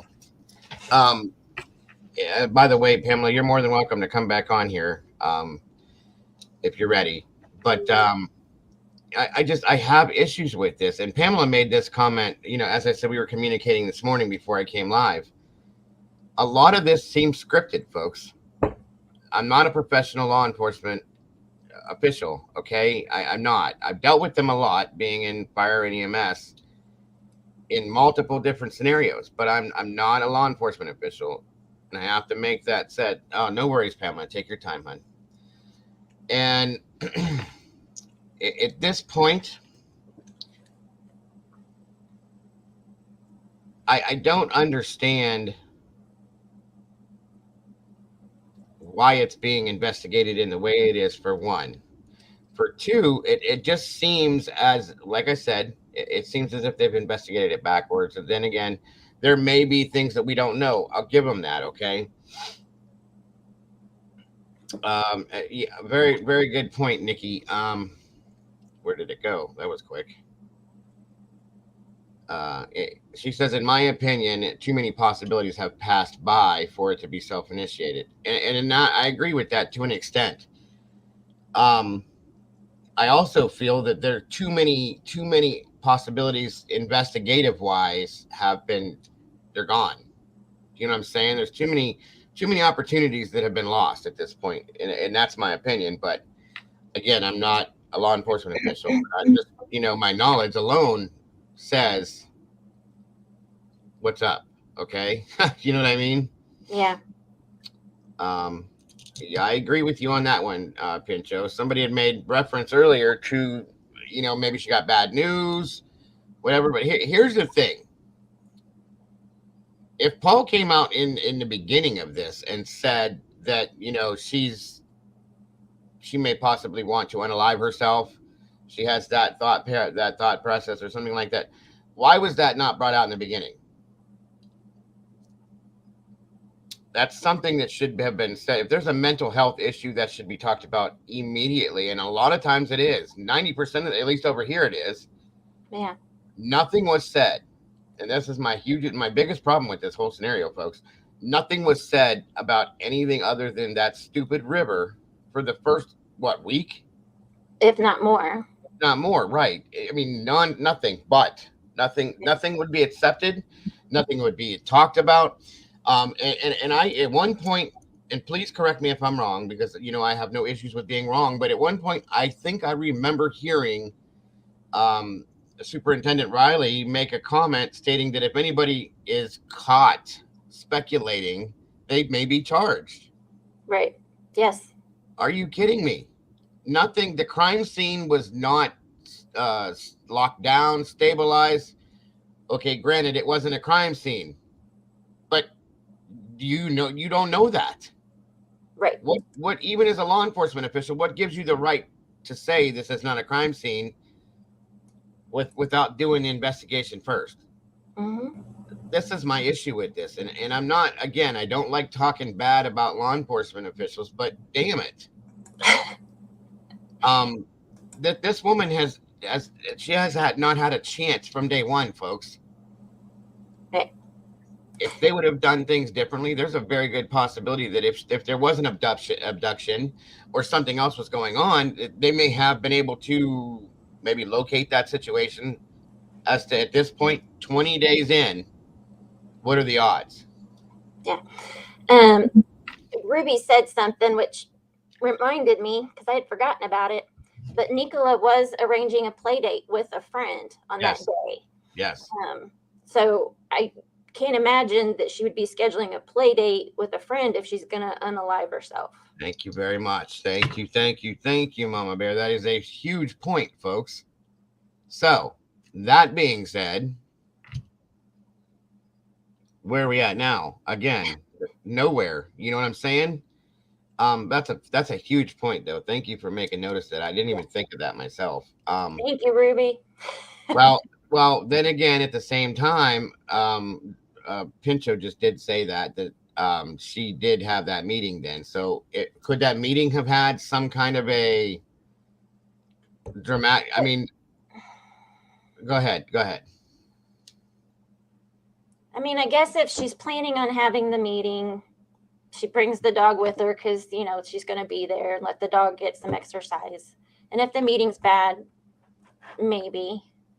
But because she's text the friend at 8:57. So it was fairly early. So if the meeting did set her off, then I guess, yeah, we could still say. I mean, I would have to venture to say that meeting for that scenario to go down would have had to have been a banger. Okay. Yeah. You know what I mean? She may have got the sack in the morning. Like she was terminated. Is that what that means? That she was fired? Right. Yeah.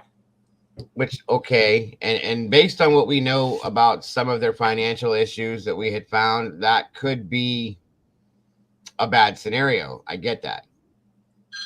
but I'm not sure it's bad enough to do that, guys. Give me one moment, please. Be right with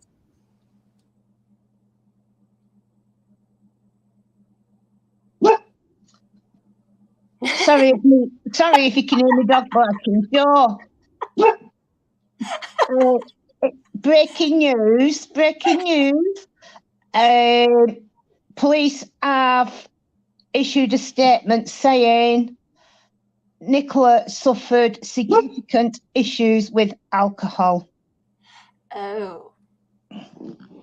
So the rumour that was put out, can't hear you, Joe. The rumour that was put out a couple of weeks ago by another retired police officer that a YouTuber kindly put it out, which was that was so naughty of her. The police have just confirmed that she did suffer with significant alcohol issues. So, okay. So I wonder what significant. ongoing struggles. I'm just reading it as it's coming up now. Okay. Struggles with menopause issues along with the alcohol. The significant alcohol, Mama Bear, would mean that she was reliant upon alcohol. Now, don't take my word for that.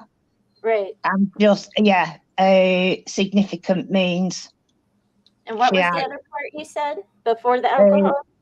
Alcohol, and she was struggling with the menopause. Oh, yeah. 45 years old. Insane, I'll tell you. And that folks alone, with the hormonal imbalance that causes, can cause dramatic depression. It has caused, the suicidal thoughts and processes. And if you're dealing with an alcohol issue on top of that too, I mean, good God, who knows where her mind is? You know what I mean? And I feel for her, but Red, there are some people that can be drunk, and I mean, they're called high functioning alcoholics. High functioning alcoholics, correct. They function better when they are drunk than they do when they're sober. So I don't know. Exactly. I mean, in that, not to say that that's the case with her. Right. I know two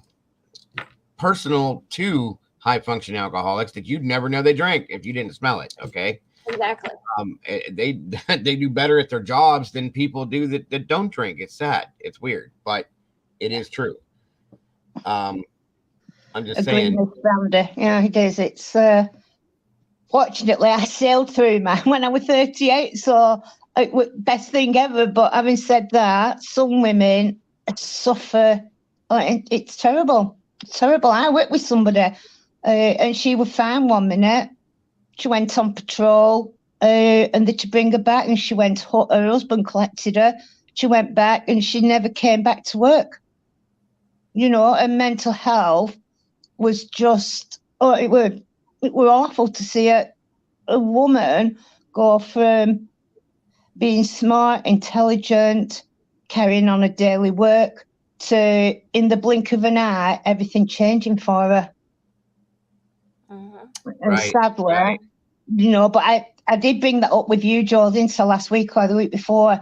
I thought it was so inappropriate that a YouTube channel had put it out that a retired police officer had told her in confidence that she did suffer with, she was a recovering alcoholic.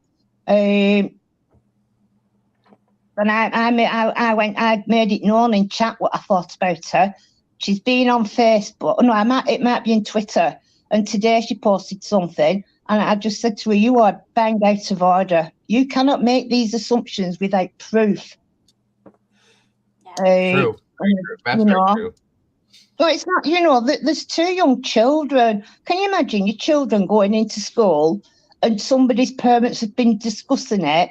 The parents, the little girls or whoever, boys in the class, have been earwigging, and they repeat saying, "Oh, well, your mummy had a drink problem." I mean, it's mortifying. Yeah. Right, right. And yes, Heather, they have, at some extent, have confirmed that she's not in that water. The diver specialist has said that he had proof she's not in the water. They showed video proof to an extent, not all of the water. There is still a lake. I don't know, and I don't know if you know the answer to this or not, Pamela, whether or not they've searched that lake back there. Yes, they have. They They have. have divers. The helicopter, and let me get the facts correct. The helicopter and the 2 dogs on scene, I think by 11:15, 11:20, something like that, of the morning that she went missing. Okay. And then they brought in the rest. They brought in the divers. They brought in search and rescue from Cumbria. There was a search and rescue dive team brought in from North Wales. And that body of water near the caravan site was searched. And I think it was dragged, where the divers go in. One is at one side and one is at the other. And they use a net to drag it. Yeah. Right. Not every day, but yeah, you understand what I'm saying. Yeah. Yeah. That's how we've done it here too. It's the same exact thing. I've done it probably 25 different times. And that's pretty much the only way to find anything in that kind of situation. So yeah. So she's not in that water. She's not in the river. Obviously they're not going to search the ocean or the sea. But they've had helicopters up at times when I would venture to say that if she did make it to sea, they would have seen something. Okay. And there's nothing, guys. There's not even an ounce of clothing that has popped up in that water anywhere. So, and I've never believed she was in the river from day one, as well as Mama Bear, as well as quite a few of us haven't. Okay. My biggest issue is what I said to Pamela and what I said to Mama Bear this morning is, where in the hell is she? Yeah. Regardless, if she did unalive herself, okay, where's her body? I don't understand. This doesn't make any sense. And Drift, multiple people have said what Drift is saying too, that she couldn't make it to the sea. There's a weir between her and the sea. So, okay, again, where is she, guys? She was taken out of there somehow, somewhere, and she's not there. Okay, there's no other answer to that. Again, unless we're gonna go wacko and jump into the fact that she was abducted by aliens. There's no other option, folks. Right. I mean, I correct. don't think the alcohol scenario. I don't think that plays into this. I don't think that plays into it as much as the possibility of, well, not the possibility, but the menopause issues and depression, the hormone changes and everything. Yes. Yeah, the depression. I'm telling you what, somebody said something about it sounds like a breakdown versus something else. And I was like, you know what? When you're going through it, it feels like you're having a breakdown or you're going crazy. I mean, it is awful from personal experience. I've watched it happen. Awful.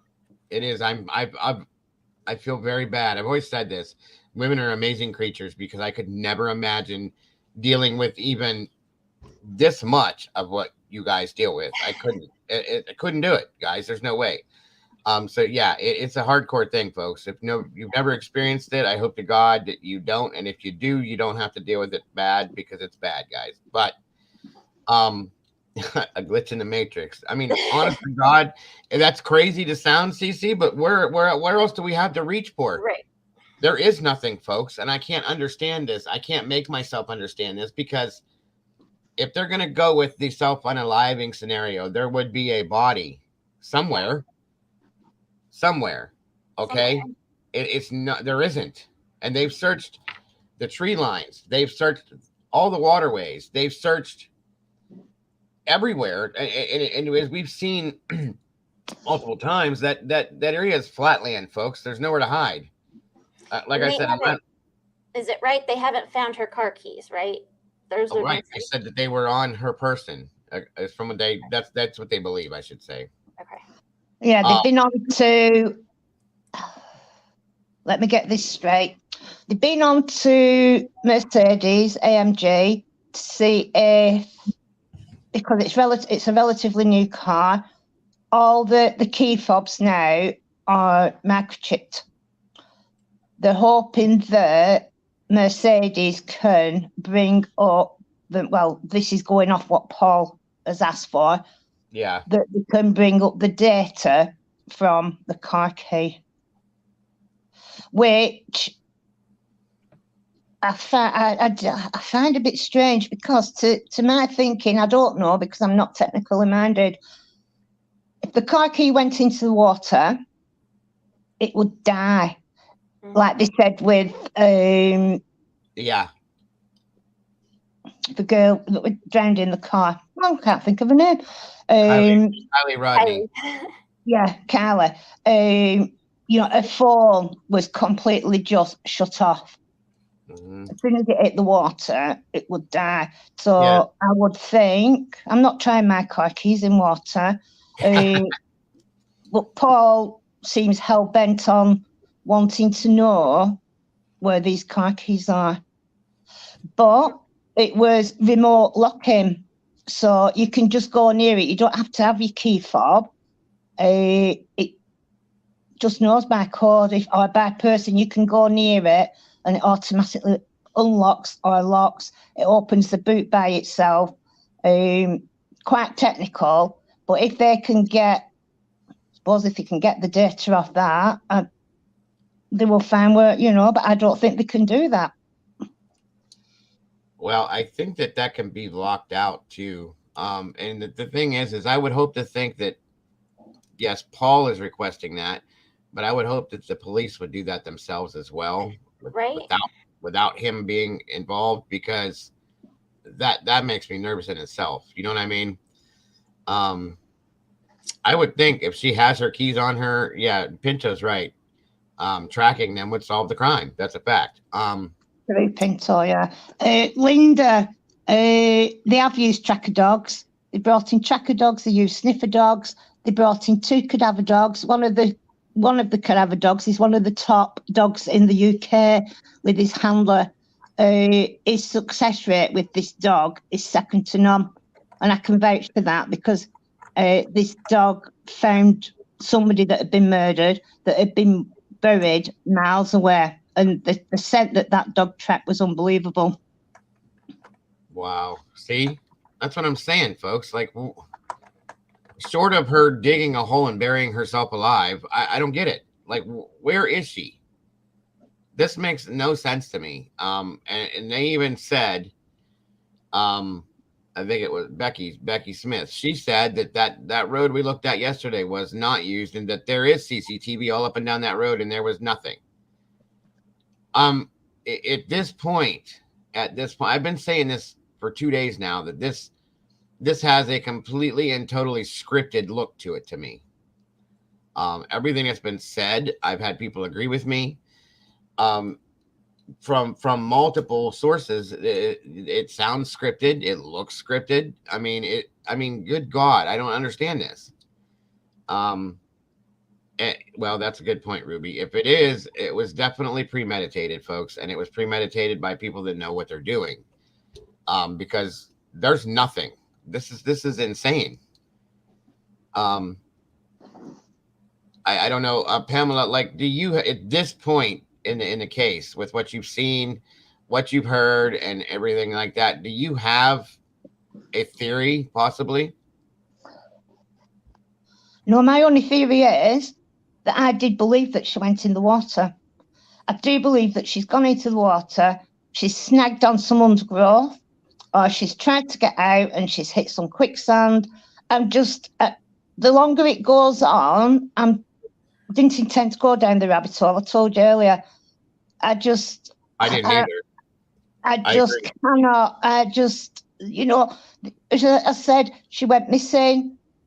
They got search parties out. They had an helicopter. They got feet on the ground. The helicopter came out tea time, because it was going darker earlier. Now it's staying a bit lighter longer because of the times changing. They had the helicopter out with infrared on. Nothing. Okay. So if she was, say, she'd walked further from the gate where the dog was found in the bench. If she'd gone over the wooden stile, she'd have walked further up into the fields. Maybe she took some tablets. I can't say, and I'm just not surmising on that. If she'd have just laid down, like to say, to unalive herself, God forbid, the heat-seeking helicopter would have found her. Right. Now that you said something here a moment ago, and let me ask you this. The river there, the lake that's there, this and that, is it normal for there to be patches of quicksand in the river beds and in the bottom of the lake? Yes. Okay. Yeah. Okay. Now see, that is a different scenario that I didn't know, because, thinking in, first of all, how shallow that the river is in spots. And I didn't know that. So, that's something different now. That I can imagine being an issue, but at the same time, I mean, they were down there, and would you think that there would be some sort of a sign of that if that were to be, she was swallowed by a patch of quicksand or something? No. The further down the river you go, where it's short, and I don't know that I sent you the photo of it or not, Shard Bridge. I don't remember. The quicksand there is just, for anybody walking, you would need a guide to know to walk from the Shard over across, as we call it, Morecambe Bay towards Fleetwood. It's not something that I'd do on my own. Okay. And that's Red made a comment about the sonar, and it was better than AWP's, and AWP had good stuff, and they went up and down. I would venture to say that the sonar would have picked something up in that sense too. The gentleman didn't mention anything about that either, so that's why I didn't have any clue about it. Oh man, I don't know. I can't find an alcohol problem on YouTube apart from a live update from an hour from now. There was something on the news, I guess she was watching. It was on Sky News. It was a breaking. It's breaking news on Sky News, Pincho. Let me see here if I can find it real quick for you guys. One quick look.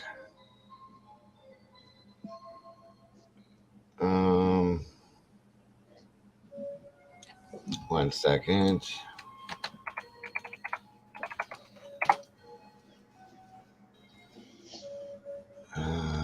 Pulls out of the search. Mother of two moves to coastline. News conference. We know disappearance. Breaking news. God, there's so much of it. One quick thing.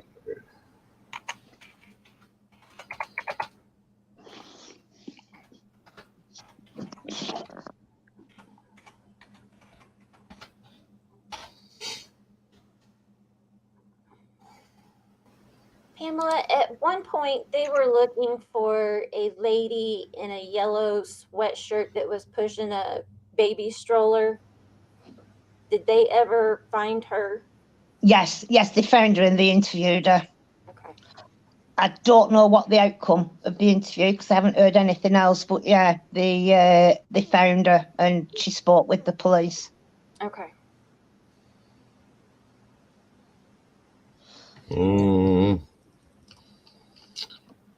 I cannot find it. Let me see if it's on the live.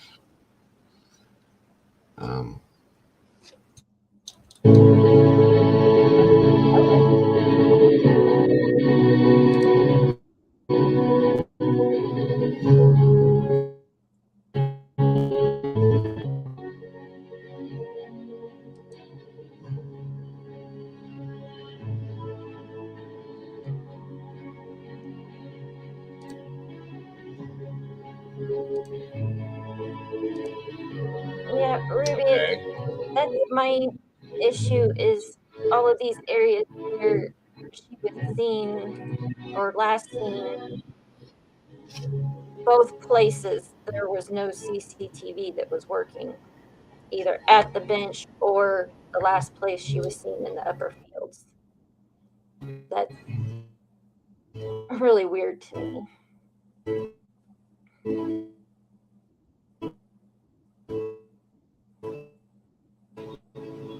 I can't get past. I'm still looking, folks. I can't get past the point that it's been 20 days. I found it, Dago. I'll send you the link via Twitter. Just give me 2 minutes. Oh, no worries. Thank you. I just can't get past the fact that it's been 20 days and there is absolutely not one piece of evidence as to show to anything, guys. Not even, yeah. I mean, that glove thing. Okay, there's that. Oh, whoop-de-doo. Okay, they're saying it's not hers, so that doesn't have any bearing on it, which kind of blew my mind a little bit because I really thought that was her glove. It is what it is. Yeah. I just, well, that's another possibility, but she had a Fitbit too, which that's not working. But based on her lifestyle, I'd say her Apple Watch was one that could connect to the provider without her phone being near. Unlike my watch. Well, here's the thing. I don't know because I don't like Apple products. Sorry, guys. Can you trace an Apple Watch if it's not connected to the phone still, or does it have to be close to your phone? It doesn't have to be close to your phone, but it has to be set up. Like my daughter's iPhone, because we live so close to our school, they have to walk. We don't have bus services. So I had it set up so that I could see that she, as she went to school, that she actually made it to school. But it has to be set up that way. And if it's not set up, then it doesn't track it. Okay, I found it. Here we go. I understand too, Mama. That does make sense. What happened? Oh, Red. The pixie biker looks like the TikToker that found the glove. Yeah. Yep. That's too funny for me. All right, guys, here we go. Issued a statement tonight, just hours after giving an update on the case this afternoon. Following the information that was provided to the police. The ticker on the bottom of the screen here, guys, is saying that in the past, NICOLA had faced some pretty serious issues with alcohol and struggles with menopause. So, okay, that's and whatever else they're about to say. By her partner Paul, and based on a number of specific vulnerabilities that we were made aware of, NICOLA was graded as high risk. We're live in St Michael's on Wire, where NICOLA disappeared 19 days ago.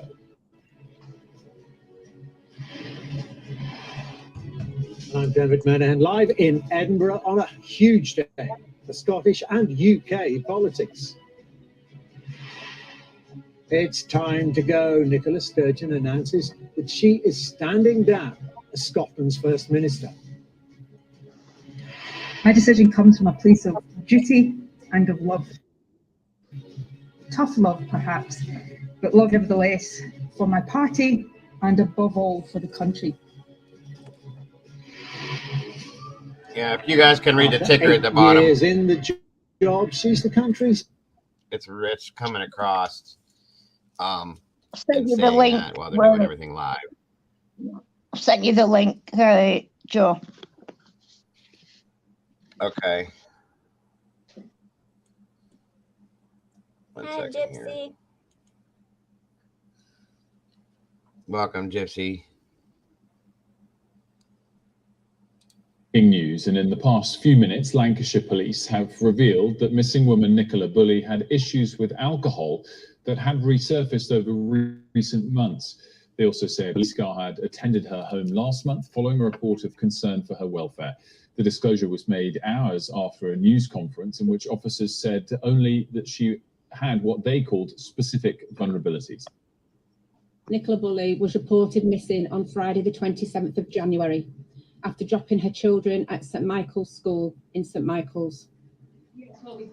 As soon as she was reported missing, following the information that was provided to the police by her partner Paul, and based on a number of specific vulnerabilities that we were made aware of, NICOLA was graded as high risk. That is normal in a missing person from investigation with the information we were in possession of. at the initial stages, based on the information I received. Okay, you guys, I have to say something. And if please call me out, any one of you, I don't care. It's not going to upset me. But does this or does this not seem awful convenient at this point in the investigation? Yes, more so now we're on Sky. They've interviewed somebody that is on the scene. I don't know the name of the reporter. She's just saying that police was called to the home of Nicola last month for fears of her safety. Right. Where was that at before, though? Now all of a sudden we're getting that now at this point? I don't understand that. Like, we've had, how many press conferences did we have with Superintendent Riley? What, 2 or 3, right? Two. I think it was 2. Okay, and there's everything has been talked about in this case, you know, especially the damn river. But now all of a sudden, conveniently, in my opinion, okay, now after the press conference, you know, we get that there's vulnerabilities. Now all of a sudden she's an alcoholic. Now all of a sudden police were at her house last month because of, you know, a welfare check, this and that. But like right now, all of a sudden, where was this at for, you know, 19 days ago? Exactly. That's what I'm saying. Something's off with that, guys. I don't get it. Speculation. Someone was with the camp lady calling it that. Well, yeah, that kind of gets you on that too. I don't understand. I don't understand, guys. Something's off.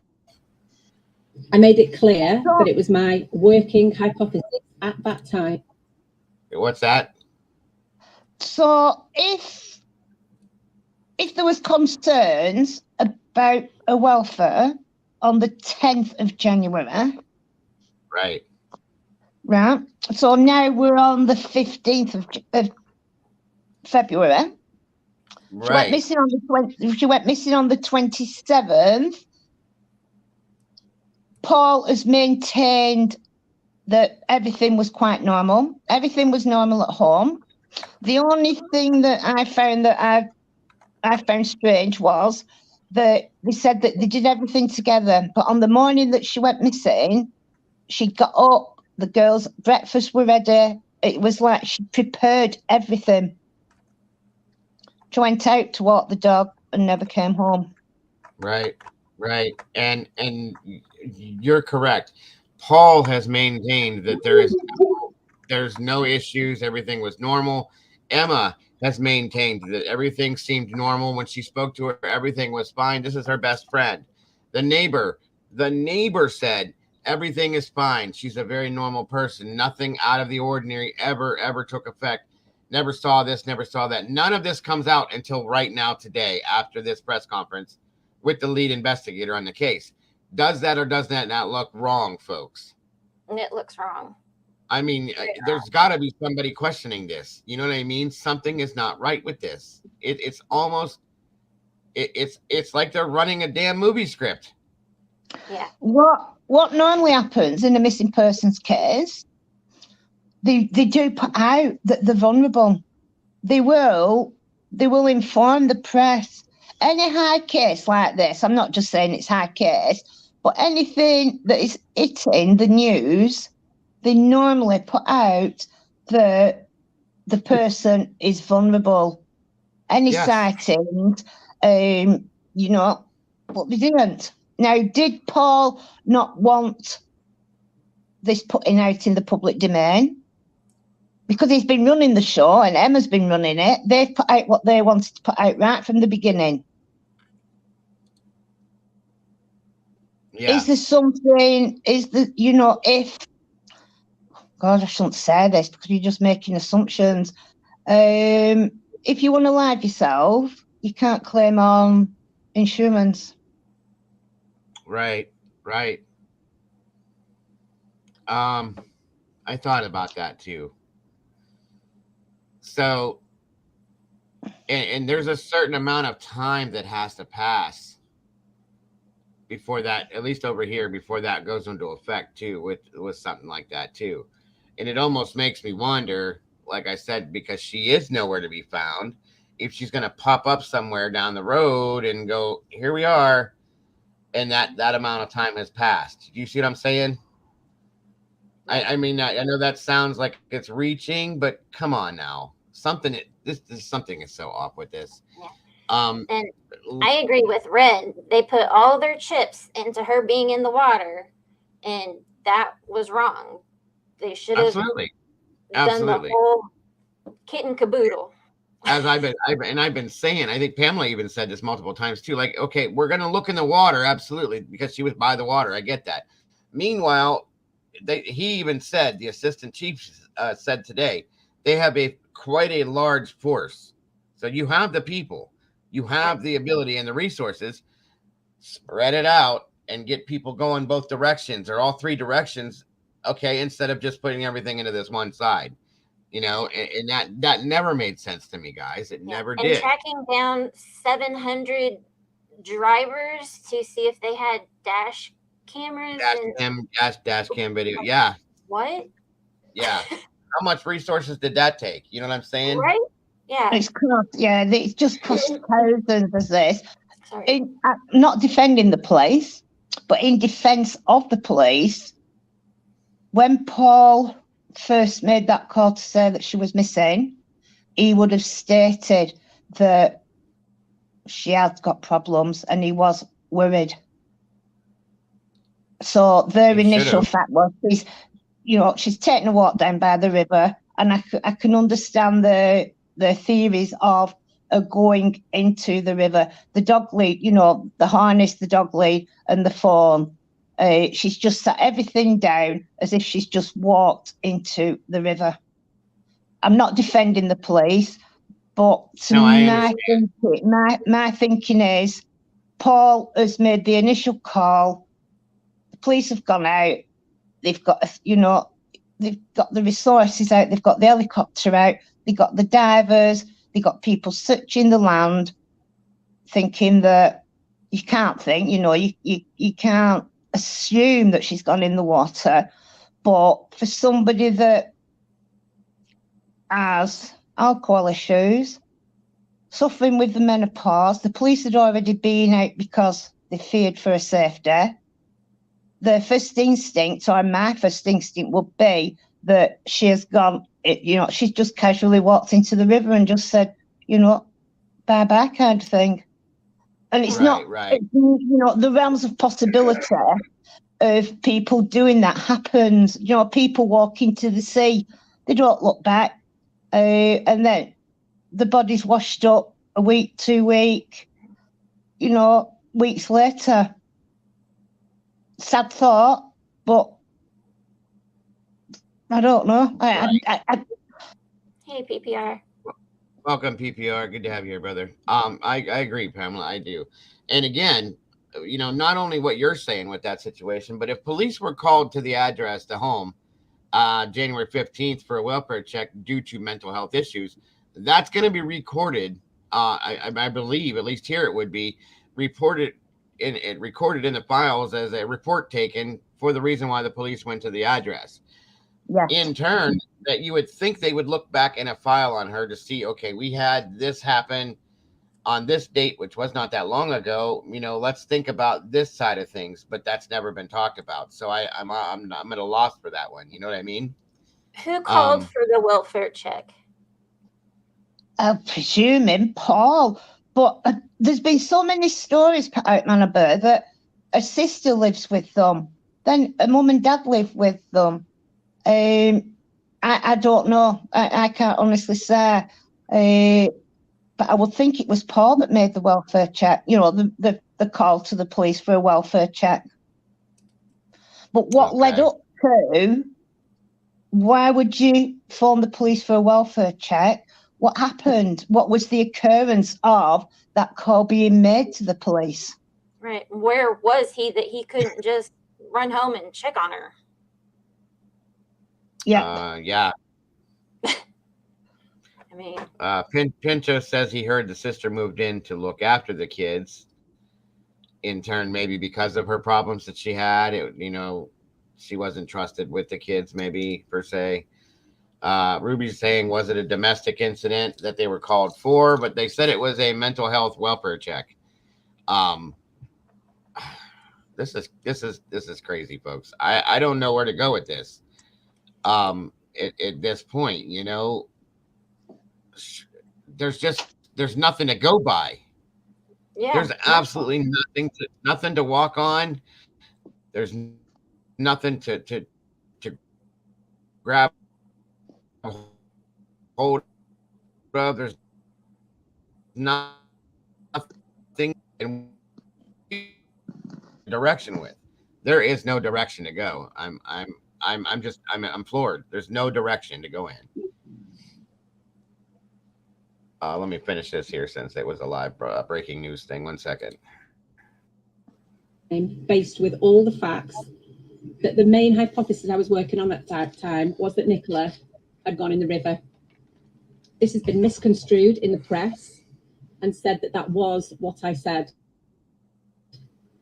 I said that was my hypothesis at that time, and that remains my main working hypothesis. Sky's Katerina Vitozzi is in St Michael's Online in Lancashire, where Nicola was seen. And Katerina, quite an extraordinary and unusual set of updates this afternoon and now this evening. Detail that the police went into during the press conference was quite extraordinary and unprecedented, and now in the last 30 minutes further detail from them going into more detail about those specific vulnerabilities that led them to class Nicola Bulley as a high-risk missing person very early on in this investigation. They have sent us quite a lengthy statement. I'll read it to you now. The police, this is Lancashire Police, we've described how Nicola had some vulnerabilities at the time she went missing. We wanted to expand on that a little. Sadly, it is clear from speaking to Paul, that's Nicola Bulley's partner, Paul Ansell, and the family, that Nicola had in the past suffered with some significant issues with alcohol, which were brought on by her ongoing struggles with the menopause, and that these struggles had resurfaced over recent months, and this caused some real challenges for Paul and the family. Now, their statement continues, as a result of those issues, a response car staffed by both police and health professionals attended a report of concern for welfare at Nicola's home address on January the 10th. Remember, that's 17 days before she disappeared here on the 27th of January. They go on to say no one has been arrested in relation to this incident, but it is being investigated. And then the police go on to admit that it is an unusual step for us to take to go into this level of. Okay, well, at that point, no one's been arrested, but it's being investigated. So it must have been a fairly serious incident, right or wrong? Or is it not? To be investigated and they even speak about arrest, would that mean that would be a fairly serious incident that had happened? Yes. Okay, then that's kind of what I'm thinking. So there must have been some sort of maybe possible self-harm, or maybe she attempted to harm somebody else in a sense. Maybe that's what this is about. But at the same time, guys, where the hell is she? There's no body. This is what I'm not understanding with this. Alcohol, however, does not mean that she's in the river. Right, I get it. Rowan water still needs to be searched. Always watch Sky News. I thought they did search Rowan water. I thought so too. By the way, welcome, Paul 4647. This is that policewoman needs to be retrained as a traffic warden. He's talking about lead detective Becky. Yeah. She didn't have much of a personality. You could tell she was irritated for being there too, which kind of bothered me, but so be it, whatever. Private life, but we felt it was important to clarify what we meant when we talked about vulnerabilities to avoid any further speculation or misinterpretation. And it really is an extraordinary level of detail detail to go into, as they say, about one's private life, something so intimate, a struggle that they concede within that statement is something that Nicola Bulley and her family have been wrestling with over recent months. But it is clear from the conversations that we've been having with Nicola Bulley's friends and families that it is not a detail that they would have wanted to be made public. They've been very frank and honest in their conversations with both us and media colleagues over the past 3 weeks, but it's not been an issue that has been raised publicly before. But the police saying they're taking this incredibly unusual step to avoid any further speculation or misinterpretation. And it's important to remember that really the press conference this afternoon, 3 hours ago or so now, probably actually a little bit more than that, although it was ostensibly to give a broad update of the investigation, it was also set out to try and quash the rumours and speculation, what police called misinformation, that was hindering their investigation. This is a case that's brought such enormous public interest on social media, village over 3 weeks. The press conference that was intended to try and quash some of that rumour by saying that significant detail that Nicola Bulley had specific vulnerabilities, but without expanding any further, it really caused perhaps more questions to be asked over what those vulnerabilities were. And then this, as I say, extremely unusual level of detail to be released just a few hours later. The police investigation now re-stressing during that press conference their main working hypothesis that Nicola fell into the river. It remains that hypothesis, and now this additional detail that Nicola Bulley, at the time of her disappearance and in the weeks and months leading up to it, had been having these significant issues with regards to alcohol brought on by the menopause, and talking about and describing it as a real challenge for Paul and the family. And that revelation that 17 days before she disappeared on January the 10th, that police and health professionals conducted a welfare check at Nicola's home, an incident that is being investigated but no arrests made. And just to re-stress again, the level of detail in this statement is something so extraordinary in an investigation that itself has sparked such huge public interest, an unprecedented investigation by Lancashire Police that has just gone on to reveal this extraordinary level of detail yet again. Katrina, thanks so much for that. And you can watch that earlier news conference by Lancashire Police in full at 6:30. Very good evening. All right, folks. Well, there's that. Linda says, I do think she was taken. I mean, I don't see any other option. There's no body anywhere. They're in the water, unless, like Pamela said, there's a chance that she was swallowed by some quicksand. But I still would think there might be some sort of something that the divers may have said, that they never brought that up. So, Drift is saying chances are that she was sober when she went missing. So why is it now an issue? I would venture to say, but we don't know. Does Daniel Smith own Rowan Water? That I don't know, Paul. Pamela, do you know if Daniel Smith owns Rowan Water?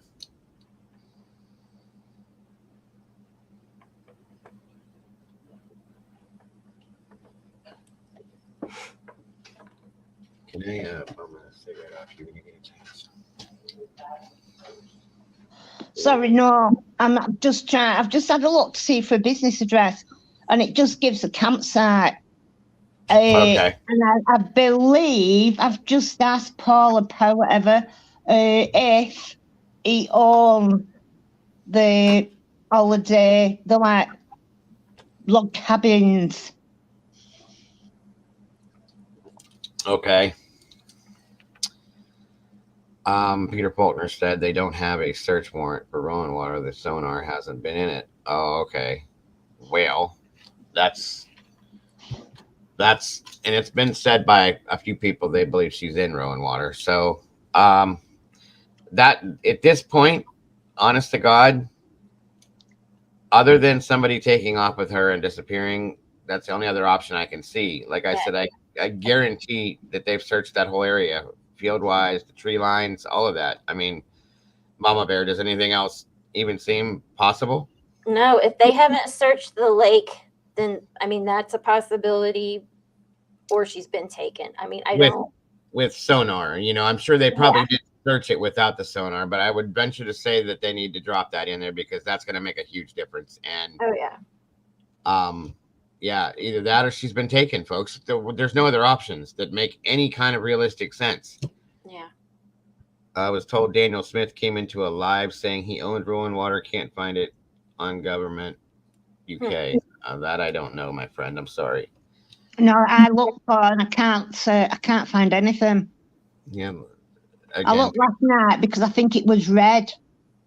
I think Red mentioned it first, or the young lad whose dad that used to be in Cheshire Constabulary. It might have been him that mentioned Rowan Water. I can't honestly remember now. Hey, I believe it was Red that brought that up yesterday. So it's insane.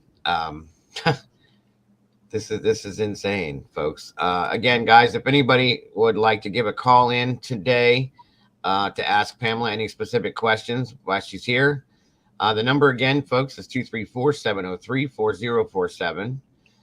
Dylan's asking, doesn't Grumpy own Rowan Water, which would be the Grumpy lady? No. But again, Christine Bowman, I think, is her name. What is it? Christine Bowman, I think. That's the name we came up with the other day, right? Again, like I said, folks, if anybody wants to call in to ask us and or Pamela while she's here any questions in regards to this, please feel free. The phone number again is 234-703-4047. Some of you may not be able to call in, and I understand. That's about the only thing we can do in that sense. So correct, Pinto, it has, yeah. And there's no sighting of her going towards Rowan Water. Right. Which I don't know how they would drain a river. They could potentially drain the lake, but they could dam the river off probably. Yeah. But that's a lot of work, and I don't foresee them doing that. I don't know. They could dam it off, but I think it's easier just to go under and look for it. Linda keeps saying, I believe she was taken. I mean, I feel you, Linda. I do. Because at this point, I don't see any other option unless she's in that lake. Period. And I don't think it has any bearing on where you're at in the world. People that unalive themselves, that's one of the last versions of suicide is by drowning yourself, guys. It just doesn't, it's hard to do for people, okay? Because you know, for the situation. Now, if she did something to herself otherwise and then went into that lake, okay, that's different. But Dylan says, let's discuss the river option. Sorry, Red. I'm drawing a blank. I'm just drawing a blank now on the river. I could be so wrong. Yeah. Dylan, is it? Excuse me a minute. Is it Dylan that lives local? That's in St. Anne's or somewhere like that? I say that again, Pamela. Is Dylan local? Is it Dylan? Dylan, do you live in Lancashire, in that area there? I know somebody in here yesterday, I believe they said that they did. Okay, thank you. Somebody was in that said that they was local, and I can't remember the name. I was going to ask. There was it Darren? Darren? Is it Darren? Pinto, do you live local, Pinto? Pinto does. Pinto lives on Blackpool. I might be wrong. Okay. All I wanted to know was, because at my age, my memory's going, there was 3 young boys that they didn't go swimming, they went into the water at St. Anne's, and the tide comes in that quick. They totally lost the bearings. One survived, but he was it was thrown around us, and he described it as a washing machine effect, where the current took him, and the other two sadly lost their lives, and they was washed ashore, I think. Okay.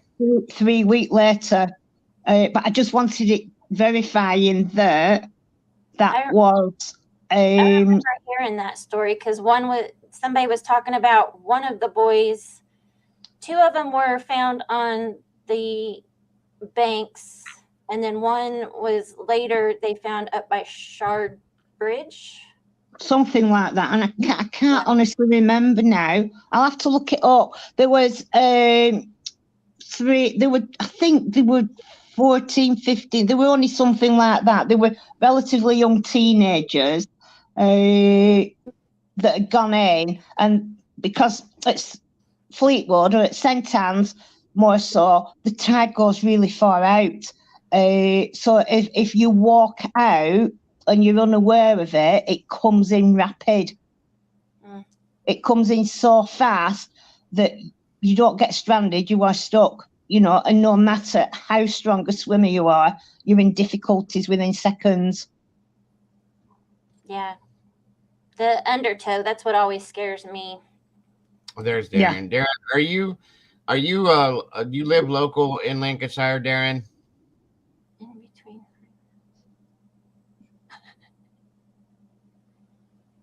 I can't swim. I got you, Drift. Okay. Gotcha. That's why I guess. There you go. I gotta hop off here. I forgot the kids have orthodontist appointments today, so. No worries at all. They got stuck when the tide came in, and did some of them get stuck not on the quicksand, but it prevented them from getting out. No worries, Mama Bear. I appreciate you being up here today. Thank you so much, and I will talk to you soon. Yep. Bye, everybody. Have a good rest of your day. Bye, Mama Bear. Bye. Bye, Pamela. Thanks for coming up. You're welcome. All right. Well, it doesn't look like anybody's calling in. Was there anything else that you wanted to add to this, Pamela, in regards to this today? No, I'm a bit, as I said, the vet. Yeah. That got my attention as soon as I heard it. I agree. As to why a vet would say, I'm sorry, I can't help, or they can't help. And now I just can't. When they did say that there was initially welfare, they were concerned regards to welfare. January 10th. January 10th.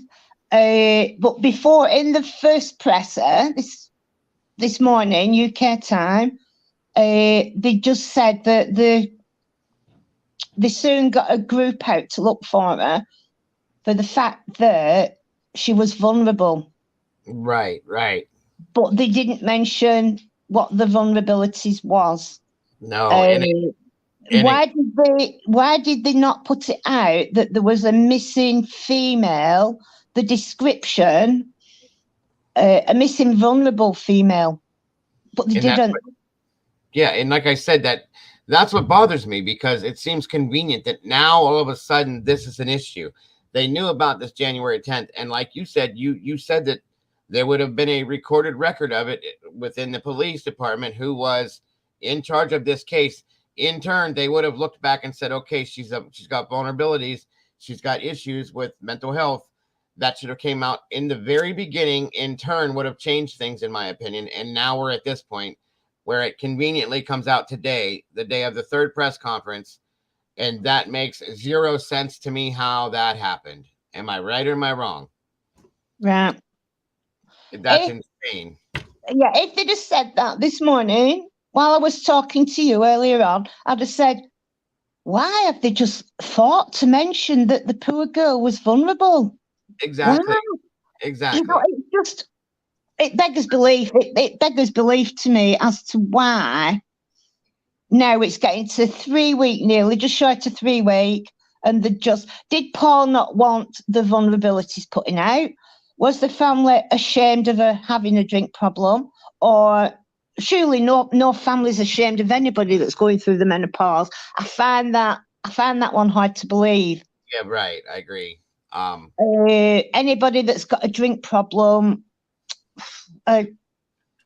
you know, I don't know. Is it a shame? Is it a slur on the family, or the family afraid of other friends, relatives, unaware of Nikki having a drink problem? At this point, at any point in the matter of fact that she's missing, it shouldn't matter though. I mean, do you agree? No, it doesn't. But it makes it. When they're putting out, when they're first making the statement or issuing it to the media, the first thing they would say is the person is vulnerable. There's a missing man, and I'm not that sure whether he's in Wales. I'm sure he's in Wales. Went missing on Monday. His son has put no amount of coverage out, and he stipulated right from the very beginning, please help find me dad. He's vulnerable. He's left a note. You know, there was obviously no note that Nikki left, but she was vulnerable. So in that first 24 hours, the police had a missing 45-year-old lady, and she was vulnerable. Right. You know? Exactly. I have a big problem with it too, just like you.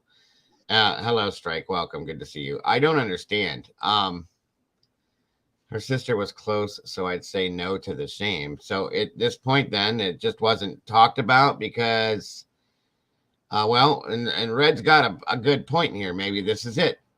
Because they 100% believed she was in the water and they did not want to bash on a dead girl. Okay, I can see that, but well, then there's the problem. That's the biggest problem, in my opinion, is they didn't look anywhere else or think about anything else, unless they did think about that and didn't want to say it and just automatically said, okay, well, she drowned herself because she's got mental health issues. And we'll just leave it at that. We'll find her and we'll end the case and that'll be the end of it. It's not going that way, folks, and that's not the way it's supposed to go. So they screwed up. They screwed up. They dropped the ball. Dropped the ball, in my opinion. And you know, again, I don't want to talk bad about a law enforcement agency, but damn, okay, this is wrong. Now, at this point, where do we go with this, guys? There's nowhere else to go until they come up with something and find a body. That's the sad part. Paul has maintained that they have a good lifestyle, that they're happy, which is fine. You know, you can be happy. You can have your mental health problems. You can have, you know, problems with them, you know, feeling down or whatever. I mean, the menopause is horrible, and I'm not, but it's just, I just don't know. I'm just not buying the fact that the interview that he gave on Sunday, was it 9 o'clock, something at night? Right. They made out that everything was hunky-dory. They must have a good lifestyle. You know, they own 2 businesses. They own a property that I think is worth 400k, something like that. I'm not saying just because they own a business and they live in a big fancy house. Yes. You know, everybody's struggling with money at the moment. Everybody, even, you know, the best of us. But why now? Why just bringing out with ongoing alcohol issues? Why as a family then not get her into some kind of clinic? If these people have got money, why not get the girl into a clinic? Because I would think that they would have private medical insurance. Yeah, I agree. That makes no sense either. I agree with you 100% on that one. Well, and again, like Red said this a couple of times, and I feel that he's right. They put all their chips in that one basket and didn't think about the situation. And now at this point, they realize they screwed up, and now they have to put it out there so that it's known and to cover their asses, in my opinion. I'm sorry to say it like that, but that's my thought. All right. I agree with Red. Yeah. You know, it's just, if it was any of us and we had a family member that was missing and we knew that there was problems, that would be the first thing that I'd want putting out. Yeah, right. Regardless, there's no shame in suffering with menopause. There's no shame in having an alcohol addiction. It's No. just, I just don't find that when you've got a missing loved one, that you're not going to let the police put every little detail out of that person's life. Right. That shouldn't matter. I agree with you 100%. In fact, if that was put out in the beginning, that could have helped this on in some other senses. You know what I mean? That's at least that's my opinion. Heather, the coffee cup is just part of my, the coffee cup, or it's the True Crime Cafe, and it says crime scene on it. It's just one of it's like a decoration thing for the screen. It goes with the setup. So that's all it is, hon. They could have just put out that we are concerned for welfare. There was nothing. It was just a missing person. Yeah, right. Yeah, absolutely. I absolutely agree. And I don't understand this. I just don't. Agree, Miss Branda. Where are we at here? Brandy, she has an issue with alcohol. Get her in rehab or AA. I understand completely. Was Paul having sex with Emma because Nicole was sick? That's a very huge possibility, Paul. I feel very strongly, in my opinion, that Emma and Paul had some sort of a relationship going on. That's me, though. I can't say that that's a fact. It's been up there for a while, Drift. I just switched it back to my old one. I was just messing with stuff this morning, guys, and checking things out. So my apologies if it bugged anyone. So no, I agree with that, but I feel I'm kind of like appalled. I'll be honest with you that the mental health thing was not put out there. Is 16 or 15 or 14 days ago or more than that. I'm sorry, 17 or 16 or 17 days ago at this point, let alone the first day. Yeah. But it's way too convenient to me, guys. I'm going to say this again, that now on day 20, we're almost 30 days in. Okay. That now, like I said, I think they realized they screwed up and now we have to fix this somehow. So now this is coming out so everybody can understand this. There's this, there's that. Okay. Wrong. You did it wrong, folks. I'm sorry, but they did it wrong. And I'm going to stick with that regardless of what the outcome ends up being. I'm going to stick with it, guys. And I have not seen law enforcement handle a case like this ever anywhere. And again, I'm not degrading law enforcement in the UK or in Lancashire or anything like that. This case alone, though, something happened or something was wrong that this was handled this way. And I don't like the way it was handled. That's just my opinion. I'm just going to answer Paul. From the new update, the breaking news, it did say that the police was called out to their address on the 10th of February with regards to 10th of January with regards to concerns, welfare concerns. Yes. Let's see. Michelle After Dark says that both their businesses are closed down. Company's house in London. They have no viable businesses at the moment, it seems. And they were financially struggling with those businesses as well, Gypsy. I had found that out and showed proof of that yesterday. That says something in itself. That's a big deal when you're a couple of high flyers and you want to keep up with the Joe Blogs or whatever. It's could that have been a tipping point for her? Money problems, what they were about to lose. Were they about to lose the house? Not I'm saying that they did. But you've got to take everything into account. All of these things, these could have been triggers for her alcoholism or her, that along with the menopause type scenario. I mean, I'm sure the woman was struggling, but that's on this side right now. I still want to know where she is. And we're not, it doesn't look like we're going to find that. Do you know what I mean? It doesn't make any sense to me. So, again, Linda keeps saying she thinks, or now they think she was taken. Who is it that you're saying thinks that she was taken, Linda? Oh, and thank you, Heather. I didn't see that. Anybody that would be interested in donating to me and or the channel, there is the Cash App, PayPal, and the Venmo, and I do thank you ahead of time for that, folks. It's very much appreciated this time. What did Red say? And where did Red say what Red said? My cousin went missing. Oh, okay. In a body of water. While searching, I was suspecting everything. We ended up finding him in the water, but you always suspect everything in those situations. I agree with you, Red. I really do. This case is just so backwards, though, guys. I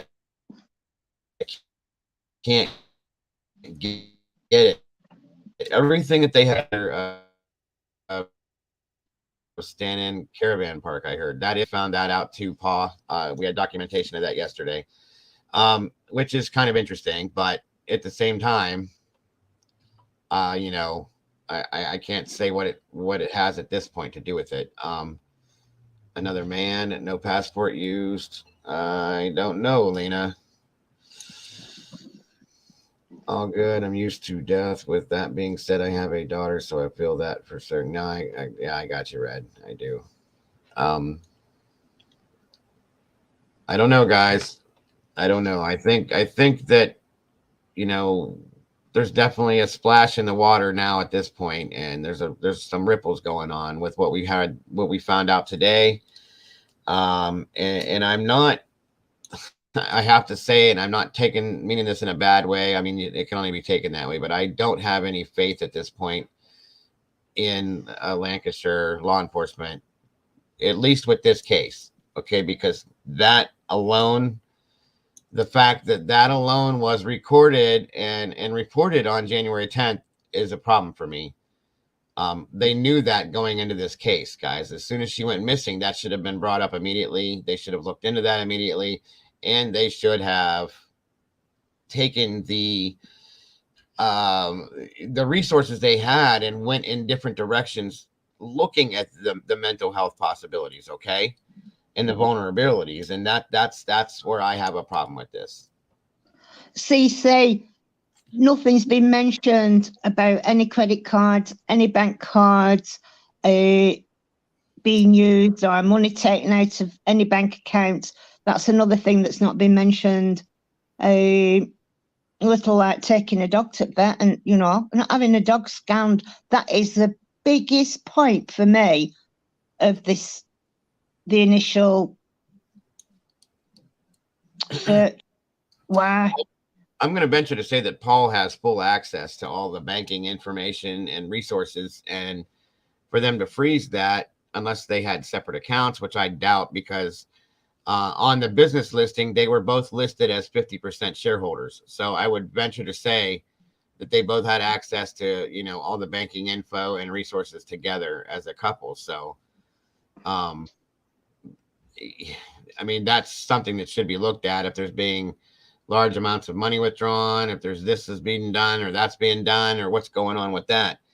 And then, of course, we're going to need to watch this, guys, to see if there's any type of a life insurance policy that is brought out somewhere, which they probably won't show that. But I haven't, Paul, I haven't seen that on her Facebook. I did see that she hadn't posted anything since before Christmas.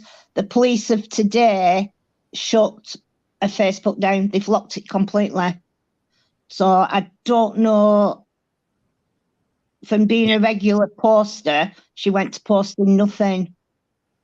Yeah, they said today something about that they had full control of her phone, and that anything that would be seen or would be active would be that they have control of that. So not to panic or anything like that. But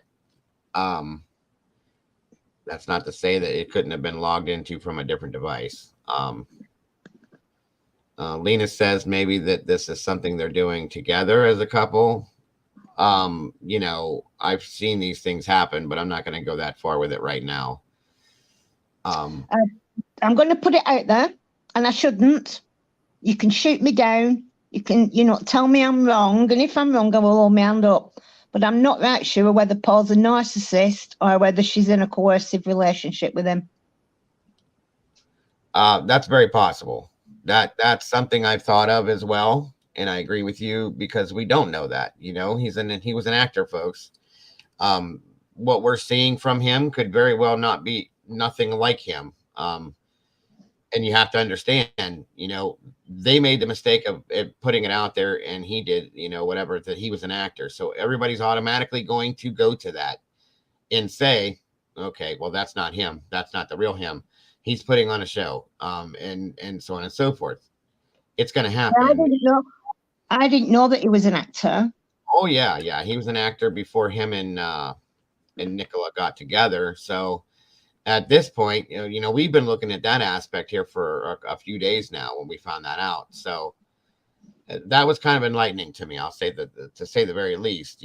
Anybody that's been an actor, if he could act that well, well, who knows at this point. It doesn't. A friend, Emma, she knows quite a few celebrities. What's she been into? What is her background? I don't really know.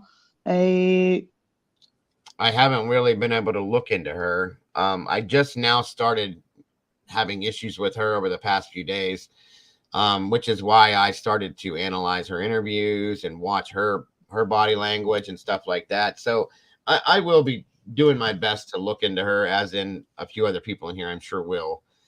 We all kind of get together and do that in our different aspects, and I will be looking into her. That's a fact at this point now. The interview on Sunday night, where she was made up, false eyelashes on and everything. Now, if that was my best friend that had gone missing, I certainly won't be full of makeup. I won't be full of makeup stood on a bridge, Yeah. It's just the way that I am. I'd be out there, I'd be in my scruffs, I'd have my wellies on. My hair wouldn't be done or anything, because my full focus would be on trying to find some kind of a clue as to what had happened. Yeah, I agree. And Linda keeps saying, I think that's why they should search the house. I mean, at this point, Linda, I'm not I'm not taking anything off the table with this one either, because they've done everything else. Okay, so you never know. I am most interested in finding out about the camp lady and who she is. I'm down with that one too. I agree. If you guys could excuse me for one moment, I will be right back with you. My apologies. Okay.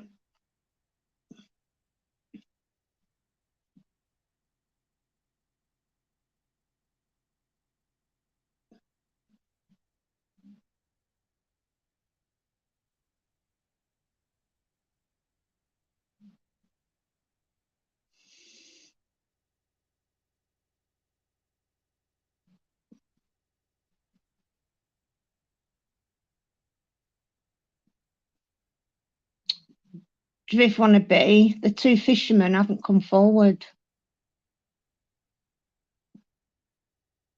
But they don't know whether they was actually there or not. There is no sighting of them going towards the river to go fishing.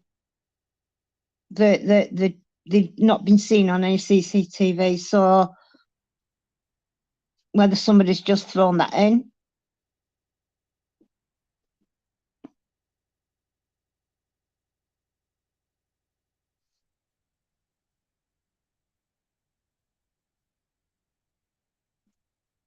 Paul, yes, she does. Yeah. It's a wedding venue. It's a wedding venue and holiday cottages. Oh.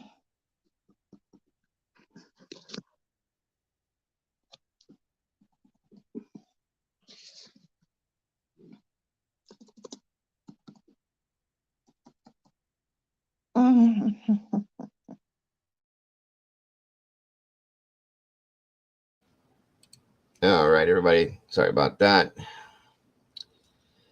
All the toilets in New Scotland have been stolen. Please say until I have nothing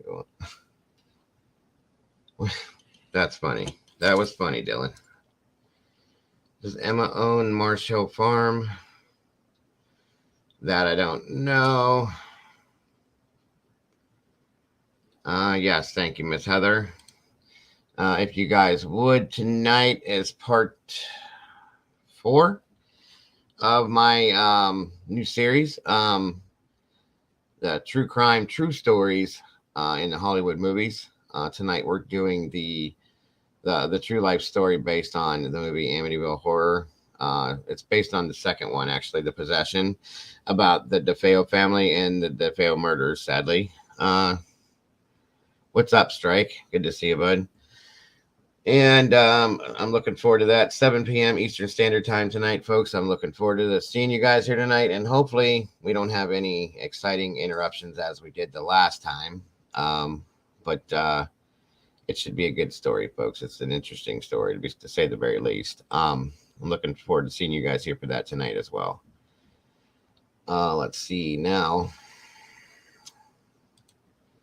Let's see. Paul says, in my opinion, Paul and Emma are a couple. I don't know who Nicola was with. Where is Ed White, Emma's ex? That I don't know. I have not seen nor heard word one on that scenario, and I don't know. It is kind of interesting that these people just kind of disappeared when this went down, with these scenarios like this. I don't know, and I will be looking at that scenario when I look into Emma more too. Don't know. I can't find out anything about that, Paul. Right. I'd love to, but Arsenal is about to kick off. How many hours till 7? 6 hours. No worries, Drift. We do it Monday, Wednesday, and Friday nights, 7 p.m.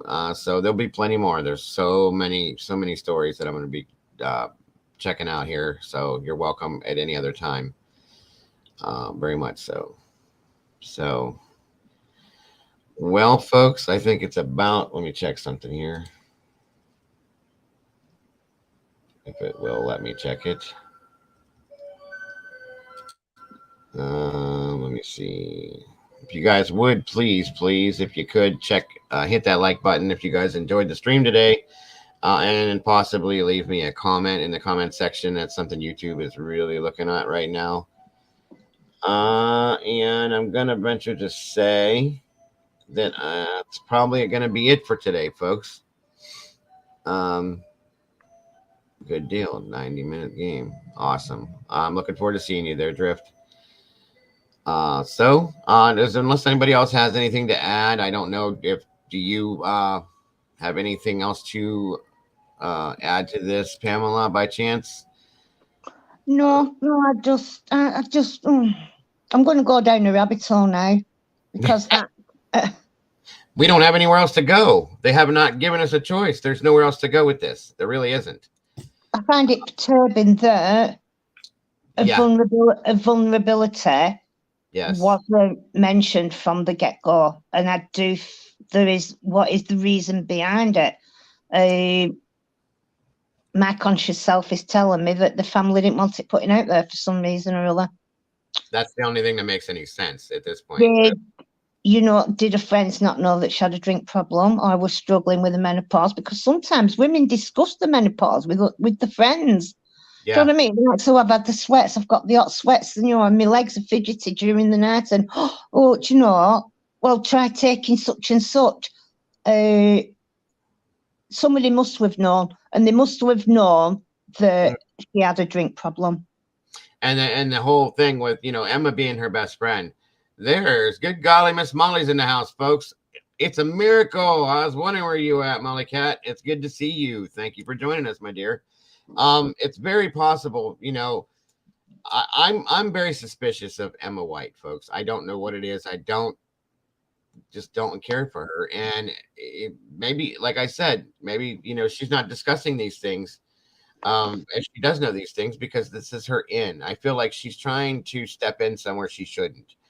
And I'm getting that vibe from her for whatever reason. And until I'm proven different, I'm going to think that way about this person. I hate to say it, but that's just who I am with some senses. So, this is in a nutshell, folks. This is another one of these crazy cases. And I'm not comfortable with any part of it at this point. Molly, we have special guest today. This is Pamela Gribben. She's a subscriber as well, but she's up here talking about her thoughts, theories, and opinions on this whole case. As we did just watch the new press conference on it, so on and so forth, my dear. So you've got me, Miss Molly Great. I've been on today. Yeah, yes. I'm glad to hear that, Sunshine. I hope you guys all enjoyed it today. Emma cuckooed Nikki Bagley. Something happened. I agree with you on that one, Dylan. You're allowed your intuition. Well, I appreciate that, Darren, because I just something feels funny this the whole way around with this. It has for quite a while. The very first week, okay, I went with the whole maybe she went in the river. I didn't like it. Neither did Mama Bear and then other people. Absolutely not.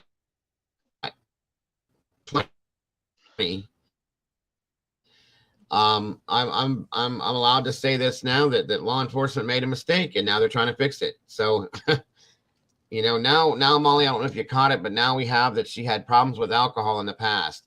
January 10th, Molly, police were called for a welfare check due to mental health issues and or whatnot, maybe alcohol issues.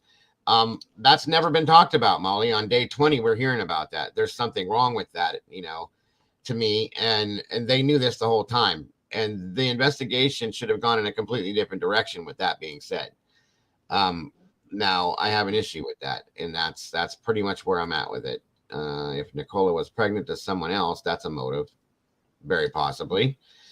They did have, as Molly, you well know, because you found it, they had financial issues that they were dealing with, which very possibly could have caused marital issues in the relationship, so on and so forth. There's alcoholism involved.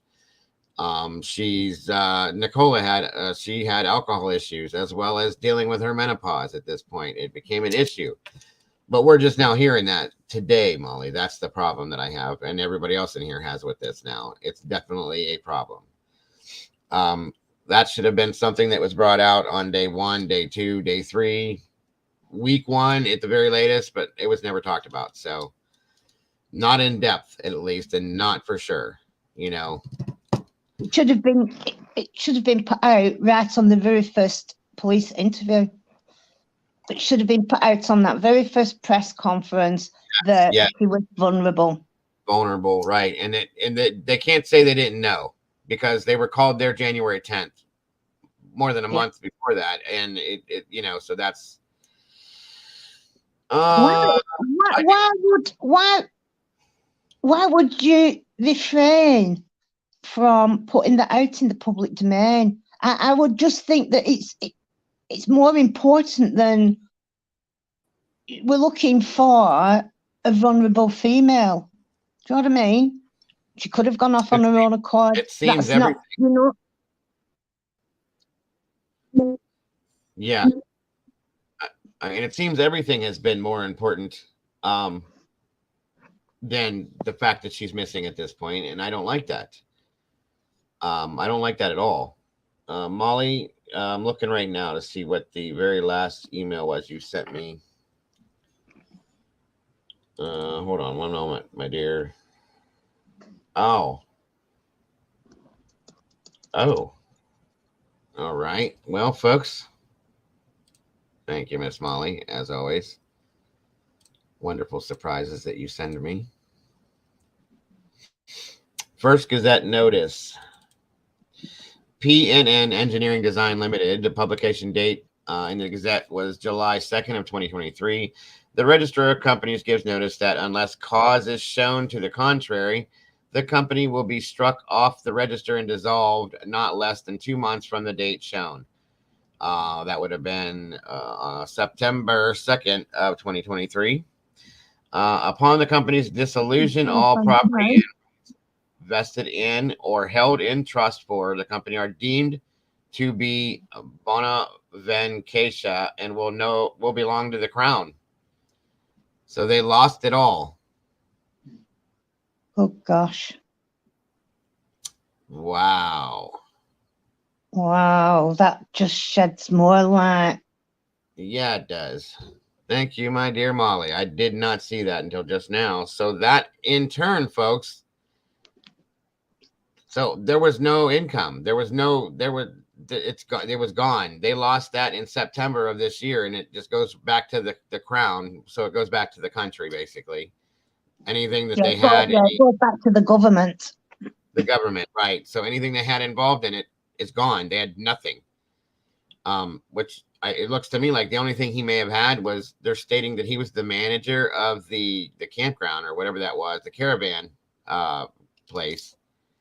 That's it. And that may make sense, folks. Now I really want to know what was said in that call that she was in, because if the businesses were dissolved and they're gone, and then she had some bad news with her job, you want to talk about triggers?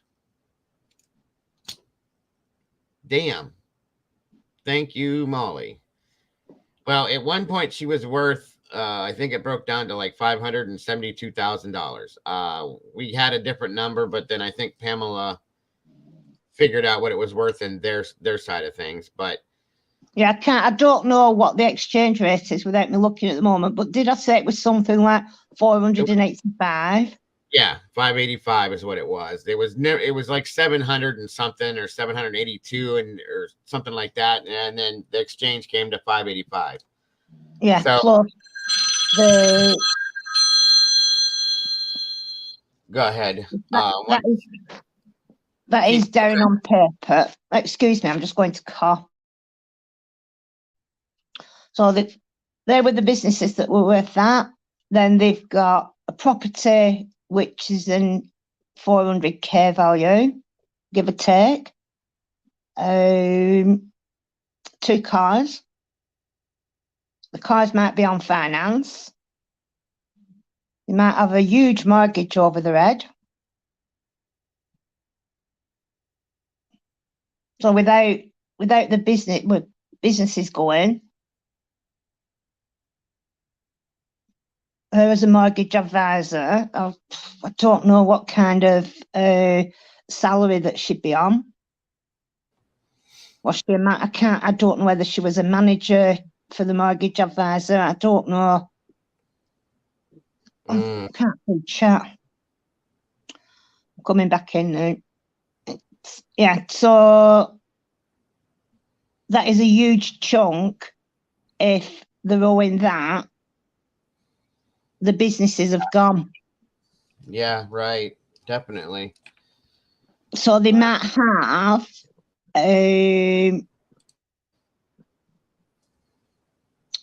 outgoing debts, which are creditors. Any creditors will have to be paid.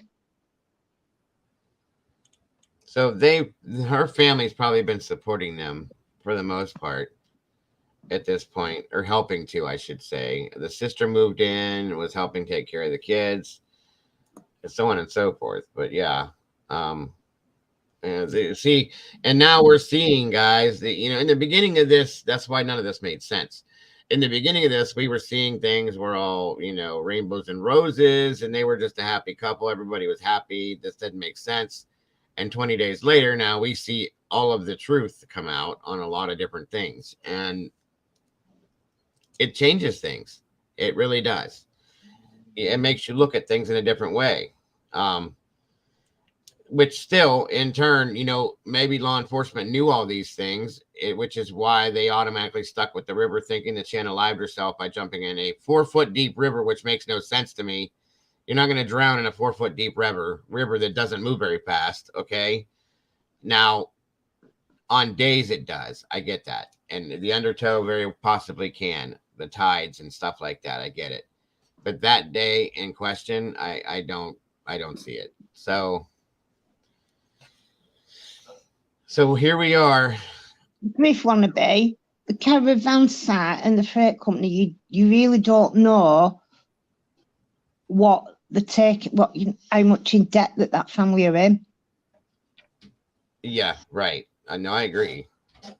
And did her parents are from down south, so did the parents sell the property or a business down south, relocate up to Inkscape? and put all the all the coffers in together, bought 2 businesses, and then gave Paul and Nicola money. I don't know, because from my understanding is, I thought it was the sisters' caravan park. Okay, I got you. I didn't know anything about that at all. So, by the way, whoever Patricia is, you don't have to name yourself. I want to thank you very much for the donation. It's very much appreciated. Every little bit helps. So thank you so very much. Very much appreciated from my family and myself as well. Be sure you're not a New Yorker, Red. When did DoorDash start delivering? For Pizza Hut. Oh, DoorDash will deliver for just about anybody, Strike. Out here, at least, where I'm at, they deliver for anybody. They're all linked to it now. So I don't know. But, well, again, Miss Pamela, I want to thank you so much for joining us today and giving your insight, opinion, and theories on everything. It was so very much informative. I appreciate that. It's wonderful to have you in the chat every day, but this was quite a bit nicer to have you up here to talk about this today. And we do all appreciate you very much so. You're welcome. Thank you. Glad I could give a little bit of insight. I mean, can I just answer, Paul? He's asking where the retractable lead is. Nothing's been said, Paul, about the retractable lead. They've just focused on the harness. Oh, yeah. I didn't even see his question. Sorry about that. Where'd it go? Down here. Linda, the night before, she apparently was at a parent's house. And then the morning that she went missing, Paul said that when he got up, everything were done. The kids' breakfast was all sorted. She was very organised, whereas normally everything is a rush to get the school, get the school run done, etc., etc. And Nicola had everything done. She was so organised. Right. Okay. Interesting. That's definitely interesting. I don't know, folks. This is just sad in any way you look at it. It really is. Very much so. Very, very much so. But yes, again, yes, she was a very good swimmer, Linda. We had found that one out too. So that has nothing to do with it. And truthfully, where she went into the water at, she could have just stood up. If she would have moved on down stream, I'm not now if she maybe took some tablets or something, or I don't see her being drunk and fell in somehow, it hit her head, things could be different. I don't feel it, nor do I see it, so I just can't go with it. So again, Miss Pamela, thank you so much for joining us today. It was such a pleasure, and we are all so very appreciative of you. And again, I want to thank you for the service you provided, for what you had done in law enforcement. Thank you so very much for being that person. Much respect for that. No need to thank. Like I said to you in an earlier one, I don't look for thanks or anything. I'm not like a certain YouTuber, that lives off live to get no, I know. I do know.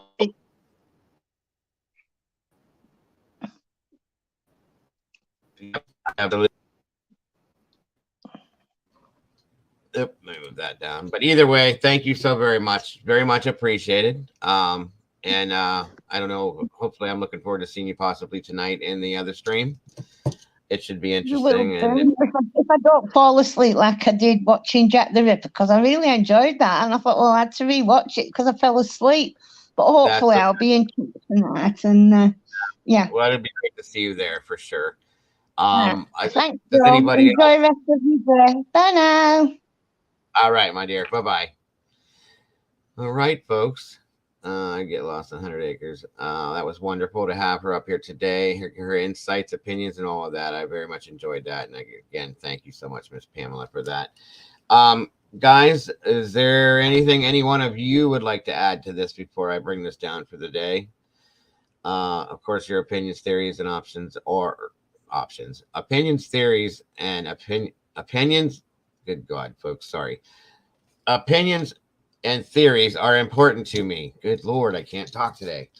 as they are to everybody, guys. So it would be lovely to hear from you if you have anything to say, and if not, I understand. I want options. There you exactly. You need options, Red. You need options, my friend. So, guys, again, tonight, 7 p.m. Eastern Standard Time, we are telling the true story behind the movie Amityville 2, The Possession. It is the story about Ronnie DeFeo and what he did with his family, how horrible it was. Very good. Interesting story, by the way, guys, at the very least. So I'm looking forward to that. I'm looking forward to being with you guys once again. I want to thank you all for being here and supporting me and this channel. I don't know if anybody's noticed, but we are slowly starting to grow again, which is an amazing thing to me. And I appreciate each and every one of you for helping with that, and each and every one of you for being here. And for those of you guys that are new in here, I'm looking forward to seeing you guys here on a regular basis. I'm so grateful for all of you guys. For those of you that subscribed, thank you so much. You notice there's some of you have been invited into it. I'm working on getting all of the members in there. I have to separate those from who's members and who's not, but that's available now to members only. And thank you all to all of you members for being members and meatballs that you are. I think she wasn't in River. I agree, Linda. I don't either. Yes, and don't forget, folks, to check this out. What Drift had thrown up here earlier: crime scene to courtroom. Maybe if we can even throw a link out here, one of you moderators, before I drop down. If one of you guys wants to find a link for this, I will throw it in the chat real quick, and we can check him out. Drift said that he's an awesome British guy that does a very good job at what he's doing. So I'm always down to support somebody that knows what they're doing in the true crime realm, folks. Once again, guys, I really, really do appreciate you guys. I'm looking forward to seeing you guys tonight. I'm excited about it. 7 p.m. Eastern Standard Time, the true story behind the Amityville possession, the DeFeo murders. And it's a little much, the true story is a bit different than what the movie is, guys. I mean, it still happened that way, but for different reasons. I'll just put it that way. So once again, love you guys to death, each and every one of you guys. What link? It's called Crime Scene to Courtroom. It's a channel on here, Molly. If anybody is able to find it and put a link out for it, I would appreciate that. Drift said that it's very informative. It would be something we should check out. Paw says you wouldn't leave your phone in dog harness, but take the car keys, Fitbit, and the large dog lead. Not really. I don't think I would either. I don't think I would either. Guys, don't forget to remember to love yourselves, love each other, and don't change a thing, because you are the beautiful people, and I appreciate each and every one of you for that. I only ever seen the movie and forget it by now. Well, Red, if you're in there tonight, I'll tell you the whole story behind it, because it's a great one. Very interesting, to say the very least. No worries, Molly. Take your time. Again, guys, to everybody that's new, welcome. It's great to have you here. I hope you enjoy the channel. Guys, again, don't forget, hit that like button, please. Leave a little DNA for me. And if you could, thank you, Miss Brandy. I appreciate you very much, my dear. There it is. There's the link, folks. If you want to, go check it out and see what we can find out from that channel. 1 second, everybody.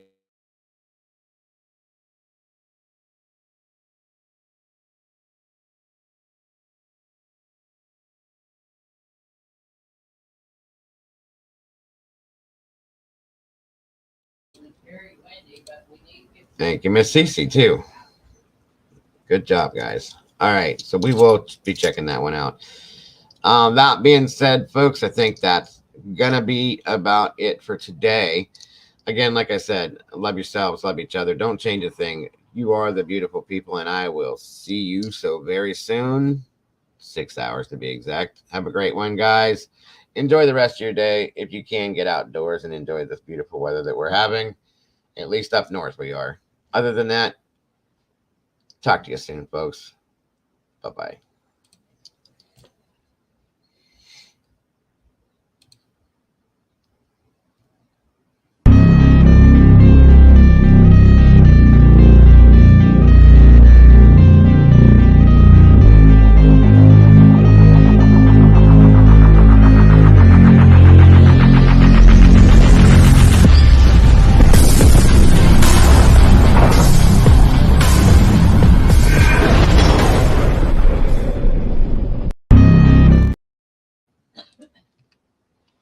gave me a cold shit or whatever.